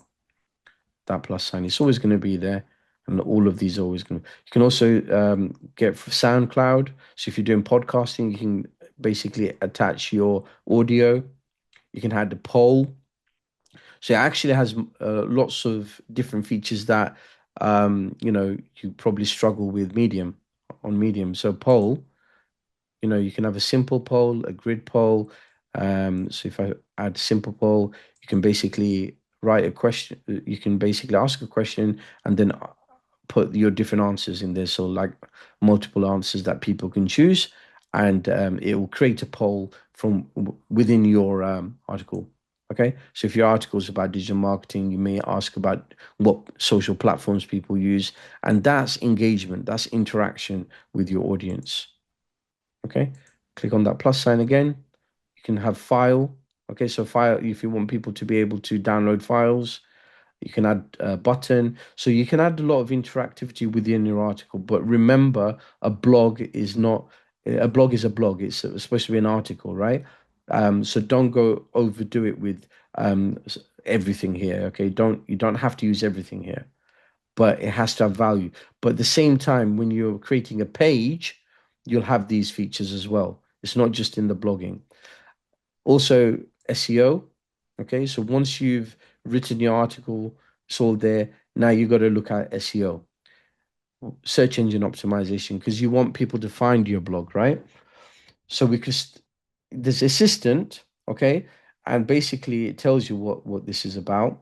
Okay, there are some features that are premium, okay, but it tells you here what you can do to add these features. Now, I got a bit carried away there because I wanted to give you guys a break. Okay, so let's have a. I can afford a 10-minute break. Okay, so let's have a 10-minute break and we'll continue after that. Is that okay, everyone? Because I don't want you to get information overload. Right, just bear with me a second. Okay. All right, let's take a 10-minute break. So it's by my watch, it's 2:15. So let's come back at 25 minutes past. Okay.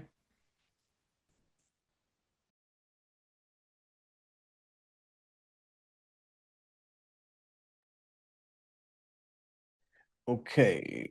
Okay. Let's continue.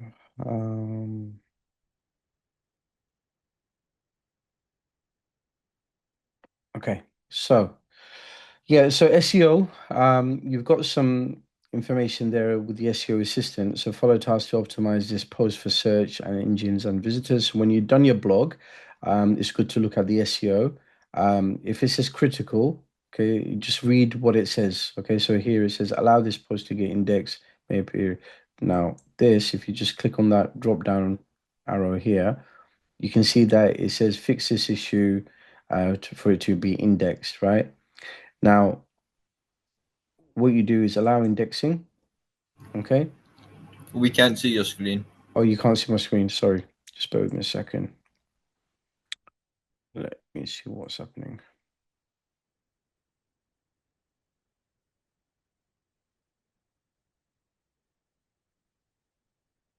Sorry about that.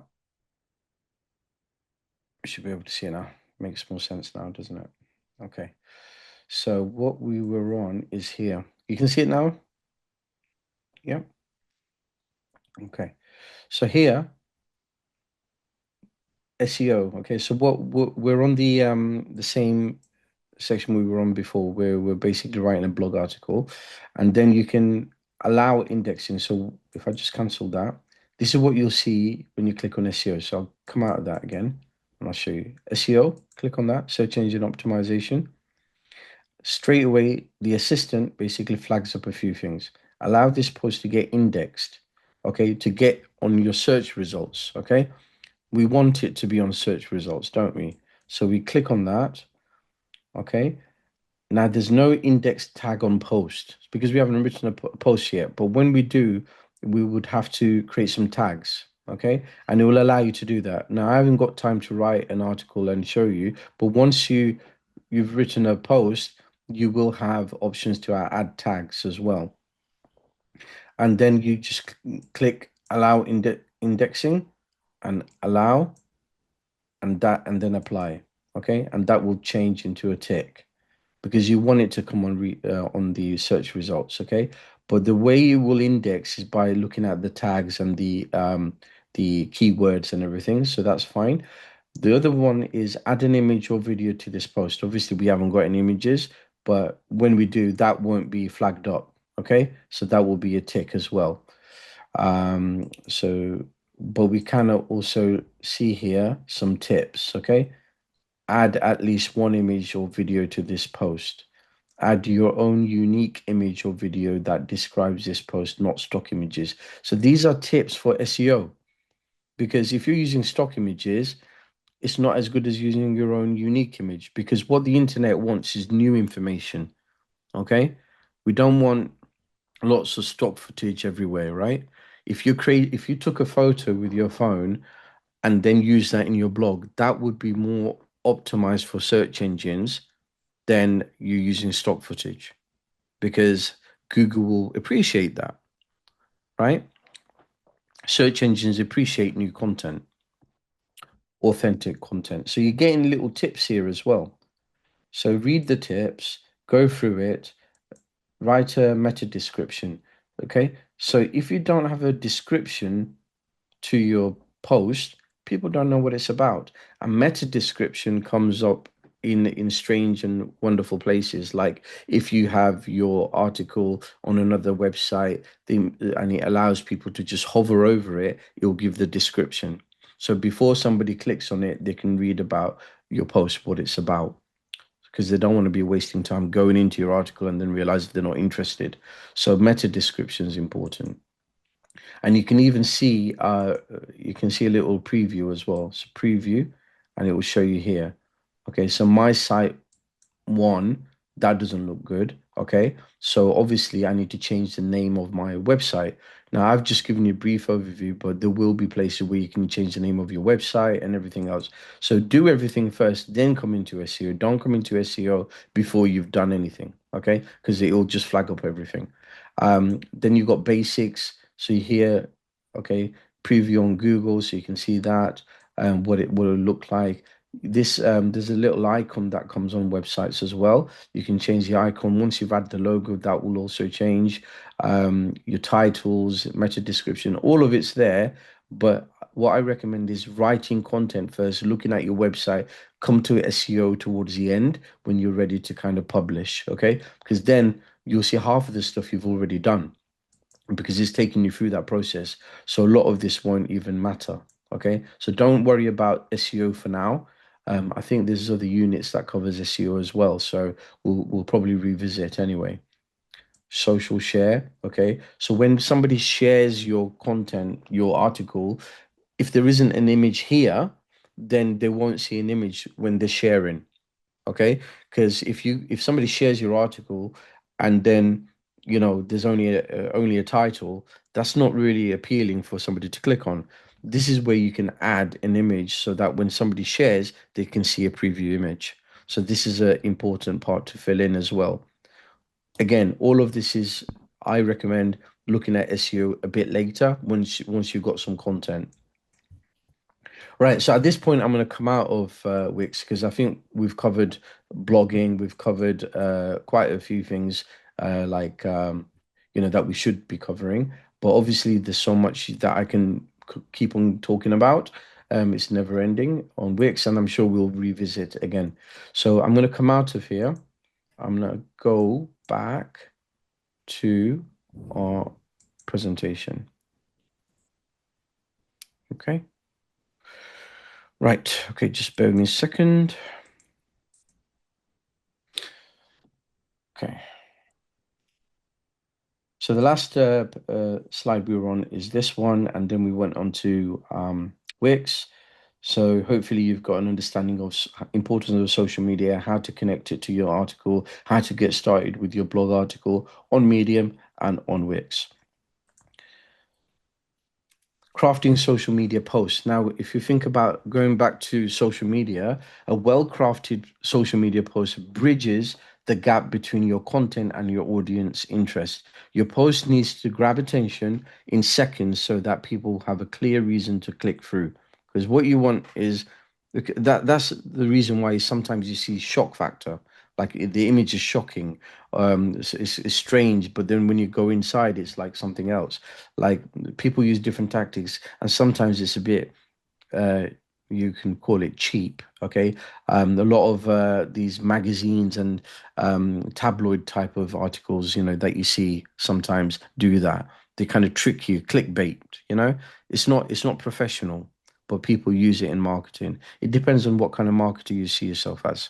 Okay, there are lots of people who do use clickbait, but as a user, it's not always kind of honest. I would go down the honest, trustworthy route. Okay, if you're showing something, you want people to, you're creating an expectation, give that expectation, basically when they go in and they should find exactly what they clicked on.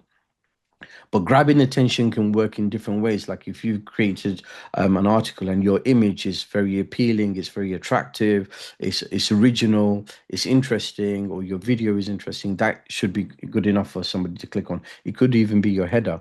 It could be your title that you thought of. You've really put some effort into thinking about the article title. So sharing your blog or website website link on social media isn't just about posting the URL.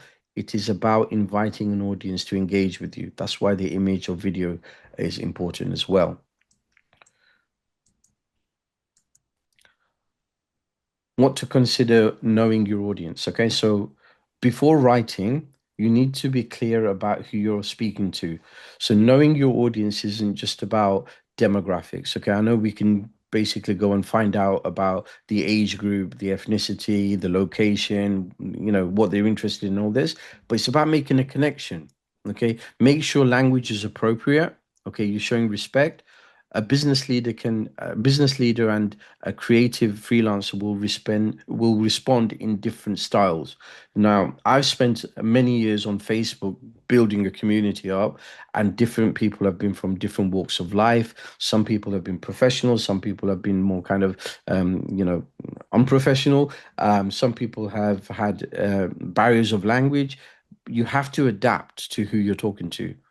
If you're talking to somebody on LinkedIn, it's going to be different from talking to somebody on Facebook. Sometimes it's going to be the same person on Facebook, but they don't have their professional hat on. Okay. So they're more relaxed. So you need to talk more kind of as if you're in a pub or something, right? If you're on Facebook.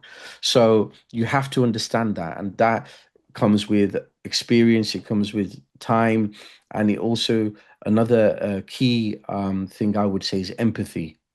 Okay, in a world where AI is basically around everywhere, is one thing that AI can't do is have empathy. Human intelligence, has that empathy, that emotional intelligence. If you have that, this is the same thing that you need to use with your audience when you're creating content. Okay, try to understand from their point of view. Whoever's reading, why are they reading my article? What is it that they're trying to achieve? Is it education? Am I trying to solve a problem for them? Really take those extra steps to help somebody, and then you'll be rewarded with that as well, because that will resonate with that individual.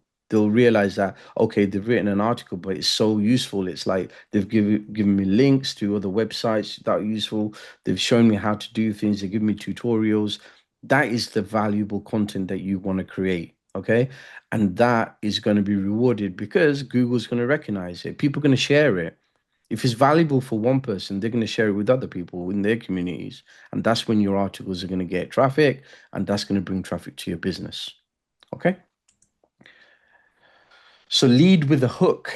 Your opening line is the most important part of the post. It determines whether people stop scrolling and grabs the reader's attention. Some effective hooks include questions, bold statements, data or facts, mini stories or relatable moments. Okay. So again, you're trying to hook into that emotion of that individual. You're giving a thought-provoking question. You're making a bold statement that might be controversial, or it might be kind of, again, thought-provoking. You're giving data and facts that nobody knew about, okay? And making people think and want to read more. You're giving mini stories. You're sharing an experience of life or relatable moment at a time when it's relevant, okay? These are hooks that you can use to grab people's attention on social media. Okay, so I want you to think about a hook, okay, that you would basically um, use. Okay, so really it could be about anything. Okay, but let's think about one subject. Okay, so we're gonna think about discourse. Okay, so you're my digital marketers, and I want you to promote this course. I want you to create a hook for this course, and I want you to type it into the chat on Zoom. So if you were trying to sell this course, trying to get people onto this course, you've already experienced how it is to be on this course, to have me as a trainer, to have all this knowledge presented to you. I want you to now sell this course, right, through a hook. Okay. So if you don't know what a hook is, it's basically a sentence that's going to grab somebody's attention. Right. Let's go to Zoom and see what people are typing. So everybody's thinking now. It's not easy. And you can use AI, but only to learn. I mean, if you ask AI, look, AI, you tell ChatGPT, I've been on this digital marketing course and I want to create a hook for it. It'll give you loads of hooks. You can learn from it, but don't copy and paste stuff because it doesn't give you it doesn't use your grey matter. Okay, so let's see what we've got. Learn all you need to know to get started in digital marketing for free. Yes, very good. I love the ending, for free, because that grabs attention and it's in bold, it's in capitals. Okay, so that's very good. So it's about seeing what people are doing with their words, how they placing their words. You're learning from it, right? Okay, Joanne, thanks for letting me know. You can watch the recording afterwards. Okay, hope everything is okay. If you're looking for a digital marketing course, follow TI. Okay. What does TI stand for? Am I being silly? Am I being stupid here? No, Is it it is a mistyping. okay? Okay. It is T. It's think employment. Sorry. Okay. I get you. Okay. The only thing with that is, would everybody know what TE means? So it's like to grab somebody's attention, it's like you're putting a company name as an abbreviation as well. So you're basically, I know what you're saying, but it may not be relevant to everybody, if you know what I mean. Unless there's images, like it could be an image or the logo's there. So if there's something else there that actually tells people what TE stands for, then it makes sense. Yeah. It's Thank you. constructive criticism there, right? So I know it's a like we're late in the afternoon. We've had an intense course, and not everybody's got the right thinking cap on at the moment. But just you understand what I'm saying, right? Hooks are to hook people in to grab their attention. It's not easy to do it in a chat on Zoom, okay? But if you're in the right place at the right time, like for example, you're writing an article, your creative juices will flow. But the main thing is to understand how to do it. And just look at the example. If you can't think of something, look at the other people and what they're writing. Take the next step in your career. Join a free course to get there. That's a good one. Start your digital business. Learn for free at Think Employment. Yep. Learn the skills employers want. Join Think Employment and step into the digital world. I love that one. That's really nice. I love the others as well, but that one's really good. Very creative of stepping into the digital world, especially with digital marketing. That would grab attention. That would grab my attention. And learning what skills employers want. You're basically, if somebody is actually trying to get a job, that would grab their attention, especially if they're trying to learn about trying to get a job in the digital world, right? So you've got a lot of nice core information in one or two sentences. So that's the type of hooks you're looking for, okay? And it's copywriting skills. And people used to pay hundreds and hundreds, thousands even for copywriting, but AI's made it so easy, okay? Some people don't like AI. I mean, my kids, I've got a 10-year-old and a 14-year-old, and when they see me using AI for anything, they laugh at me and say, "Oh, you're using AI." But it's not about, it's how you use AI, right? If you're using ChatGPT like Google, then you're losing out. Okay. You need to train it. You need to make it understand what you do, what kind of content you're creating, and it has a memory. And that memory is the artificial intelligence that's going to customize things for you. So Giving the the right more, prompt. sorry? It's like giving the right prompt. Yeah, it's like giving the right prompt. Prompting is a skill, and people don't understand that. Learning to prompt is like being able to learn the language of AI and being able to talk to it and give it exactly the right instructions of giving you what you want, right? So you can use AI to educate you until you can learn yourself. Like a lot of stuff that AI is going to take about, if you ask it to write you a hook, where is it going to get the knowledge to write a hook? It's going to get that knowledge from all the other copywriters that have written their hooks over the years on the internet. It gathers that information. It's called machine learning. So you're almost like tapping into an oracle which has the knowledge of copywriters all over the world who are charging thousands and thousands of pounds. So why not learn from this and be able to kind of understand it until you can do it yourself? Okay. So there's a difference between just copying and learning from a very knowledgeable source, but you need to train it as well. Okay, so we're going to go back to the presentation. Not got long to go, guys, don't worry. Right, so let me just check 1 second. Okay, so where were we? Lead with the hook, then the task, and then we were here. Okay, so add context, not just a link. Simply posting a link rarely works. Okay, people are not going to click it. Okay, so you need to basically show people the benefits of clicking it, drive people towards the link, and make sure that people understand why your content is worth their time. Summarize what the readers will gain, what is the value of them reading your content, setting expectations, letting people know what kind of content you're going to write about, highlight or tease the key takeaway. This is more likely to get the reader to click on your link to find their answer. So you could do bullet points with green ticks as the bullets. You can do a little short explainer video before the link. So the link could be a button under a video. There's creative ways to get people to click on that link. And once you get people to click on that link, you've created an expectation, a reason why they clicked on it. So once they click on it, they need to find the information that you've advertised, right? Or you marketed to them to click on that. Because if you don't meet the expectations, then what you're going to do, you're going to lose those people. It sounds challenging, it sounds hard work. It is, but I personally think if you enjoy the process, okay, if you're a digital marketer and you don't enjoy all this, then maybe you're in the wrong profession, right? You need to enjoy that journey of being able to almost create a web of information. Okay, because what we're doing is we're helping to build the internet in a way. We're creating information that is on the internet. That is why it's called the World Wide Web, because it's a web of information.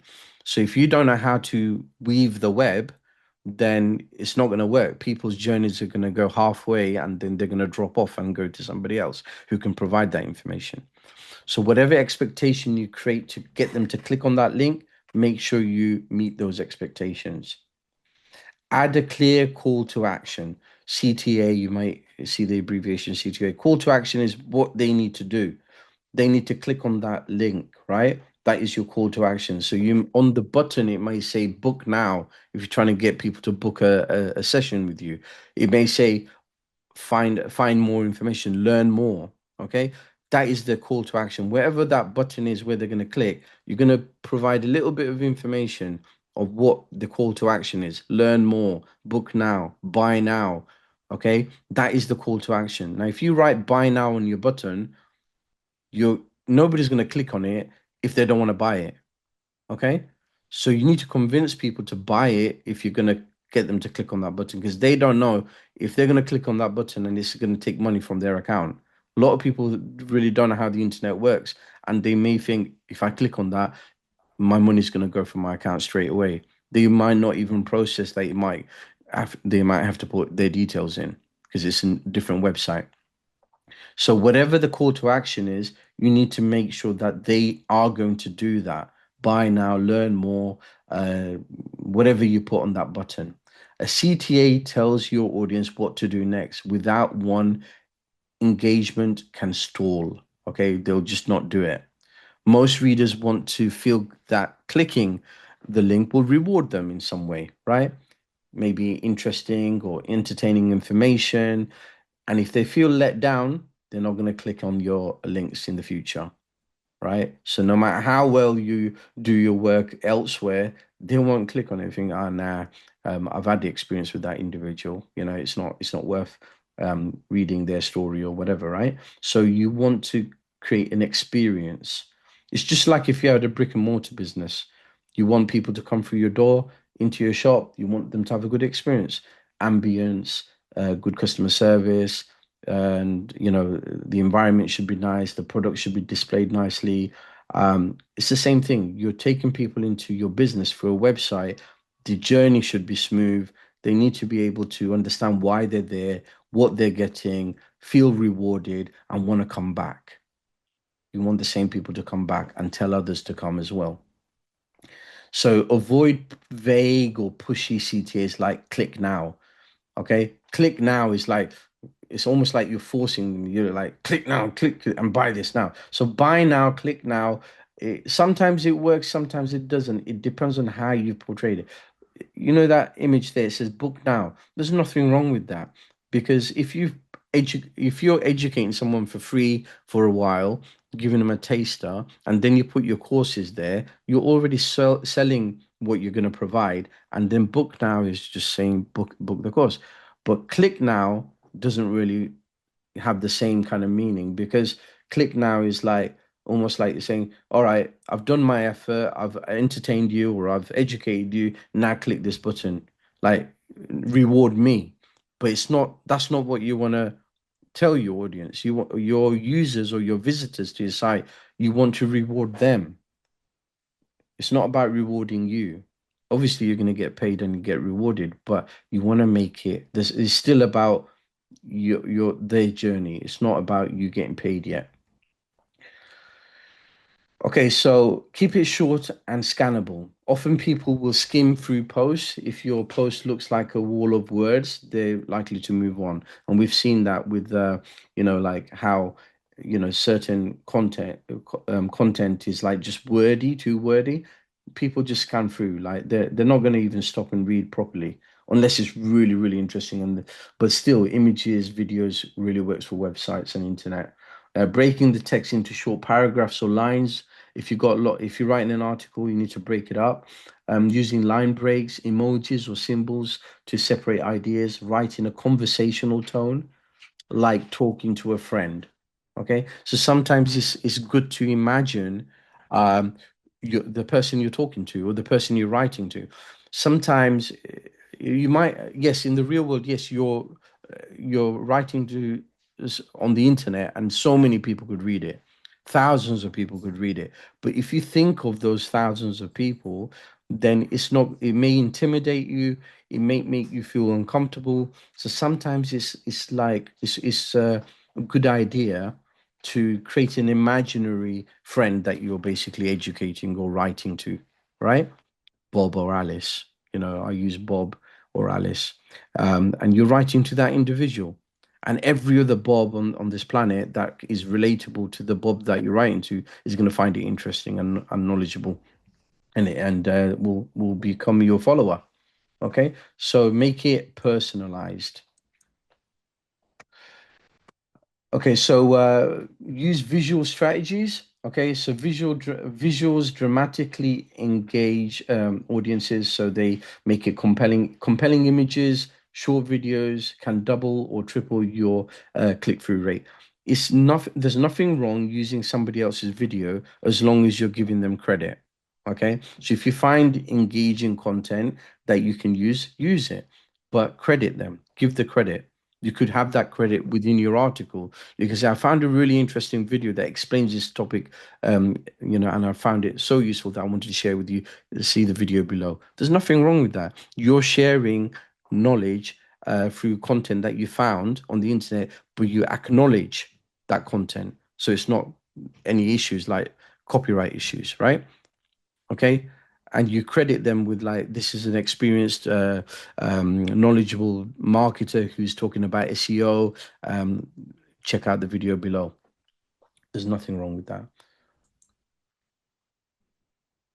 And also, what another thing that you can do is, if you're embedding somebody else's video, you can reach out to them and tell them that you're doing that, and seek permission. Why?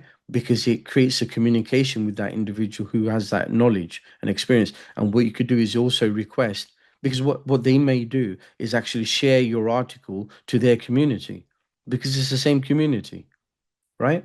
So if you're using their video in your article, they will be inclined to sharing your article with their community. Okay, the collaboration. Hashtags, very important. Okay, so we've seen, like, on Medium, where we put digital marketing and social media. These are hashtags. If you're in Twitter, if you're in TikTok, you'll have opportunities to put hashtags. Hashtags connects information. It puts them in groups on the internet. So when somebody's looking for something, they'll find your information as well. Okay, it attracts new readers, boosts click-throughs, establishes authority, and indirectly supports SEO, and builds a strong following. Okay, so if you're a digital marketer, you should use social media as a hashtag. You should use digital marketing as a hashtag. If you're writing about SEO, use SEO as a hashtag. This people who are looking for your content will find you in that way. Match platform tone and format. So different formats have different tones. Okay, each platform has its own language, and we've talked about this already. Okay, like LinkedIn is a professional tone, Facebook is more relaxed, and it's like your friends and family, and you've got to write in this format. You can't mix and match as you want to. If you do, then it's not going to get that attention. Okay, visual, Instagram and TikTok, articles more text, but also supported by video and audio. Okay, so we haven't got much time to do this task, okay, but you've done a hook, you've considered a hook, but think about the tone. What I want you to do, I'm not going to say homework, but in your own time, when you're browsing through social media, just keep it in mind, like what is the tone they're using? What kind of language? Is it more friendly? Is it more professional? Go onto LinkedIn, read some posts and watch some videos and try to understand the nature of those posts in comparison with something on Facebook. Okay, look at the hashtags that they're using on posts in LinkedIn. Look at the hashtags on X. Look at the hashtags on Medium. Look at what they're using, write them down if they're relevant to what you do, because you can use the same hashtags. Have a document with all the hashtags if needed, right? Look at the call to action buttons. Check out what they're writing on the action buttons. And even you can even look at the Google Analytics of different sites and look at what kind of call to actions work. Go to marketing websites where they have sales funnels and check out their call to actions. Okay, so do all this. Even type in call to action CTA in LinkedIn. You'll see there's articles about call to actions on LinkedIn where professional marketers are sharing their experiences and their knowledge. Okay, follow these people. Okay, so that's the task that I hope that you will take advantage of and do in your own time. Email marketing through Wix. Okay, so this is basically sending emails through Wix and being able to do that. Now, email marketing, I'm going to quickly show you where it is on Wix.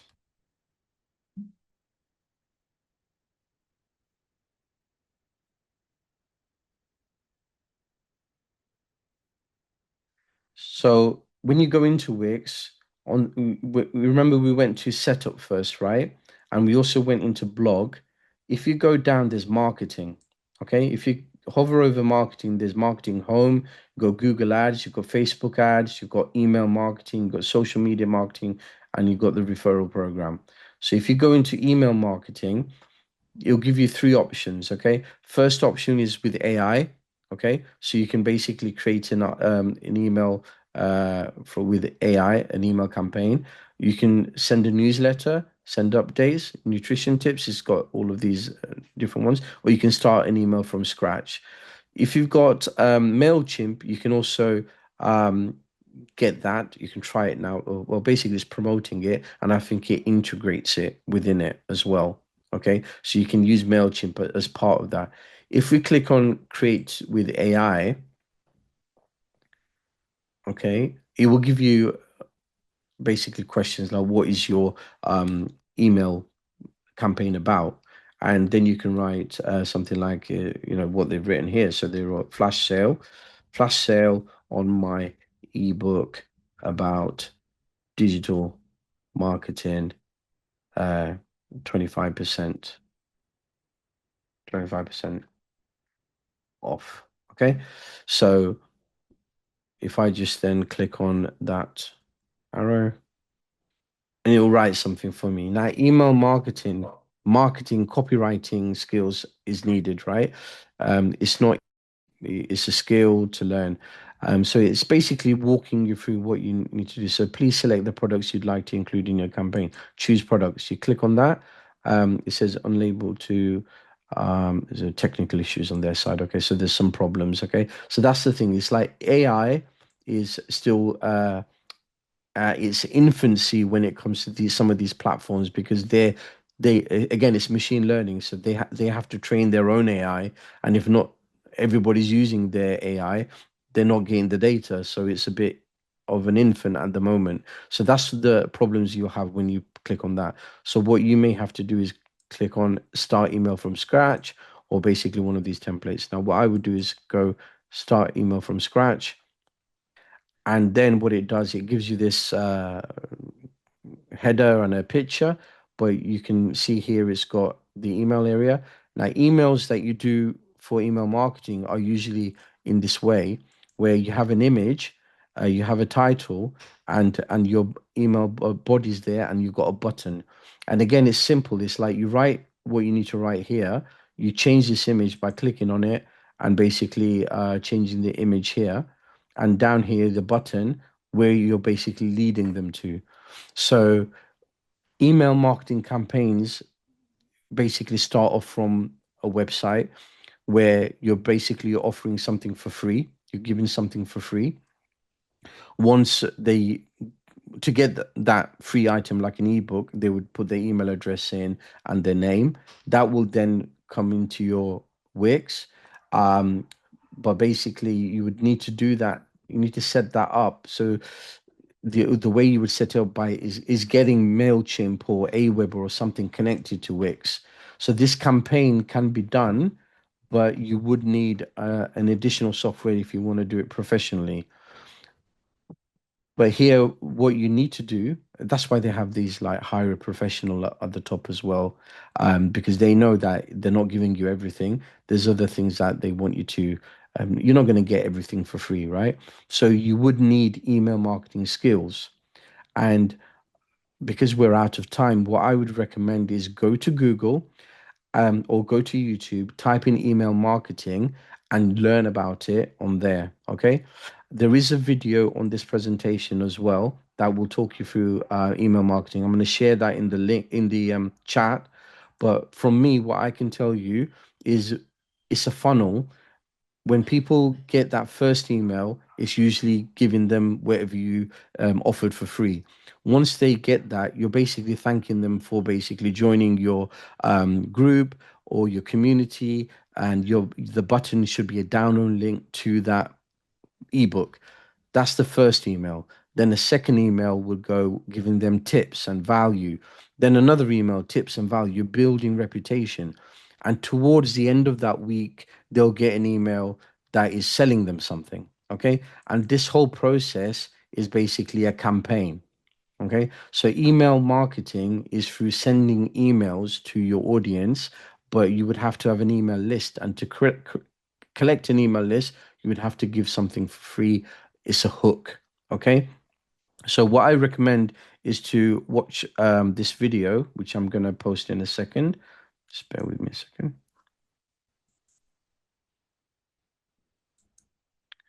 Okay, so actually I thought it was an email marketing video, but it's not. It's actually something else. So I'm going to find a video for you and I'm going to post it. Okay, just bear with me a second.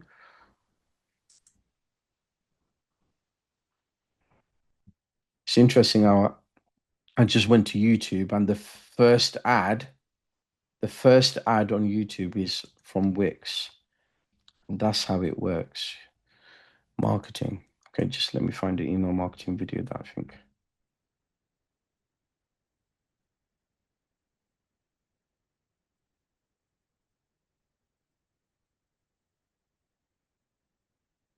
There's plenty of videos, but what I'm going to do is I'm going to post one just to get you started. Just to get you started, I'm going to just post one. It might not be the right one for you, but I just wanted to be on that journey of doing self-research as well on email marketing.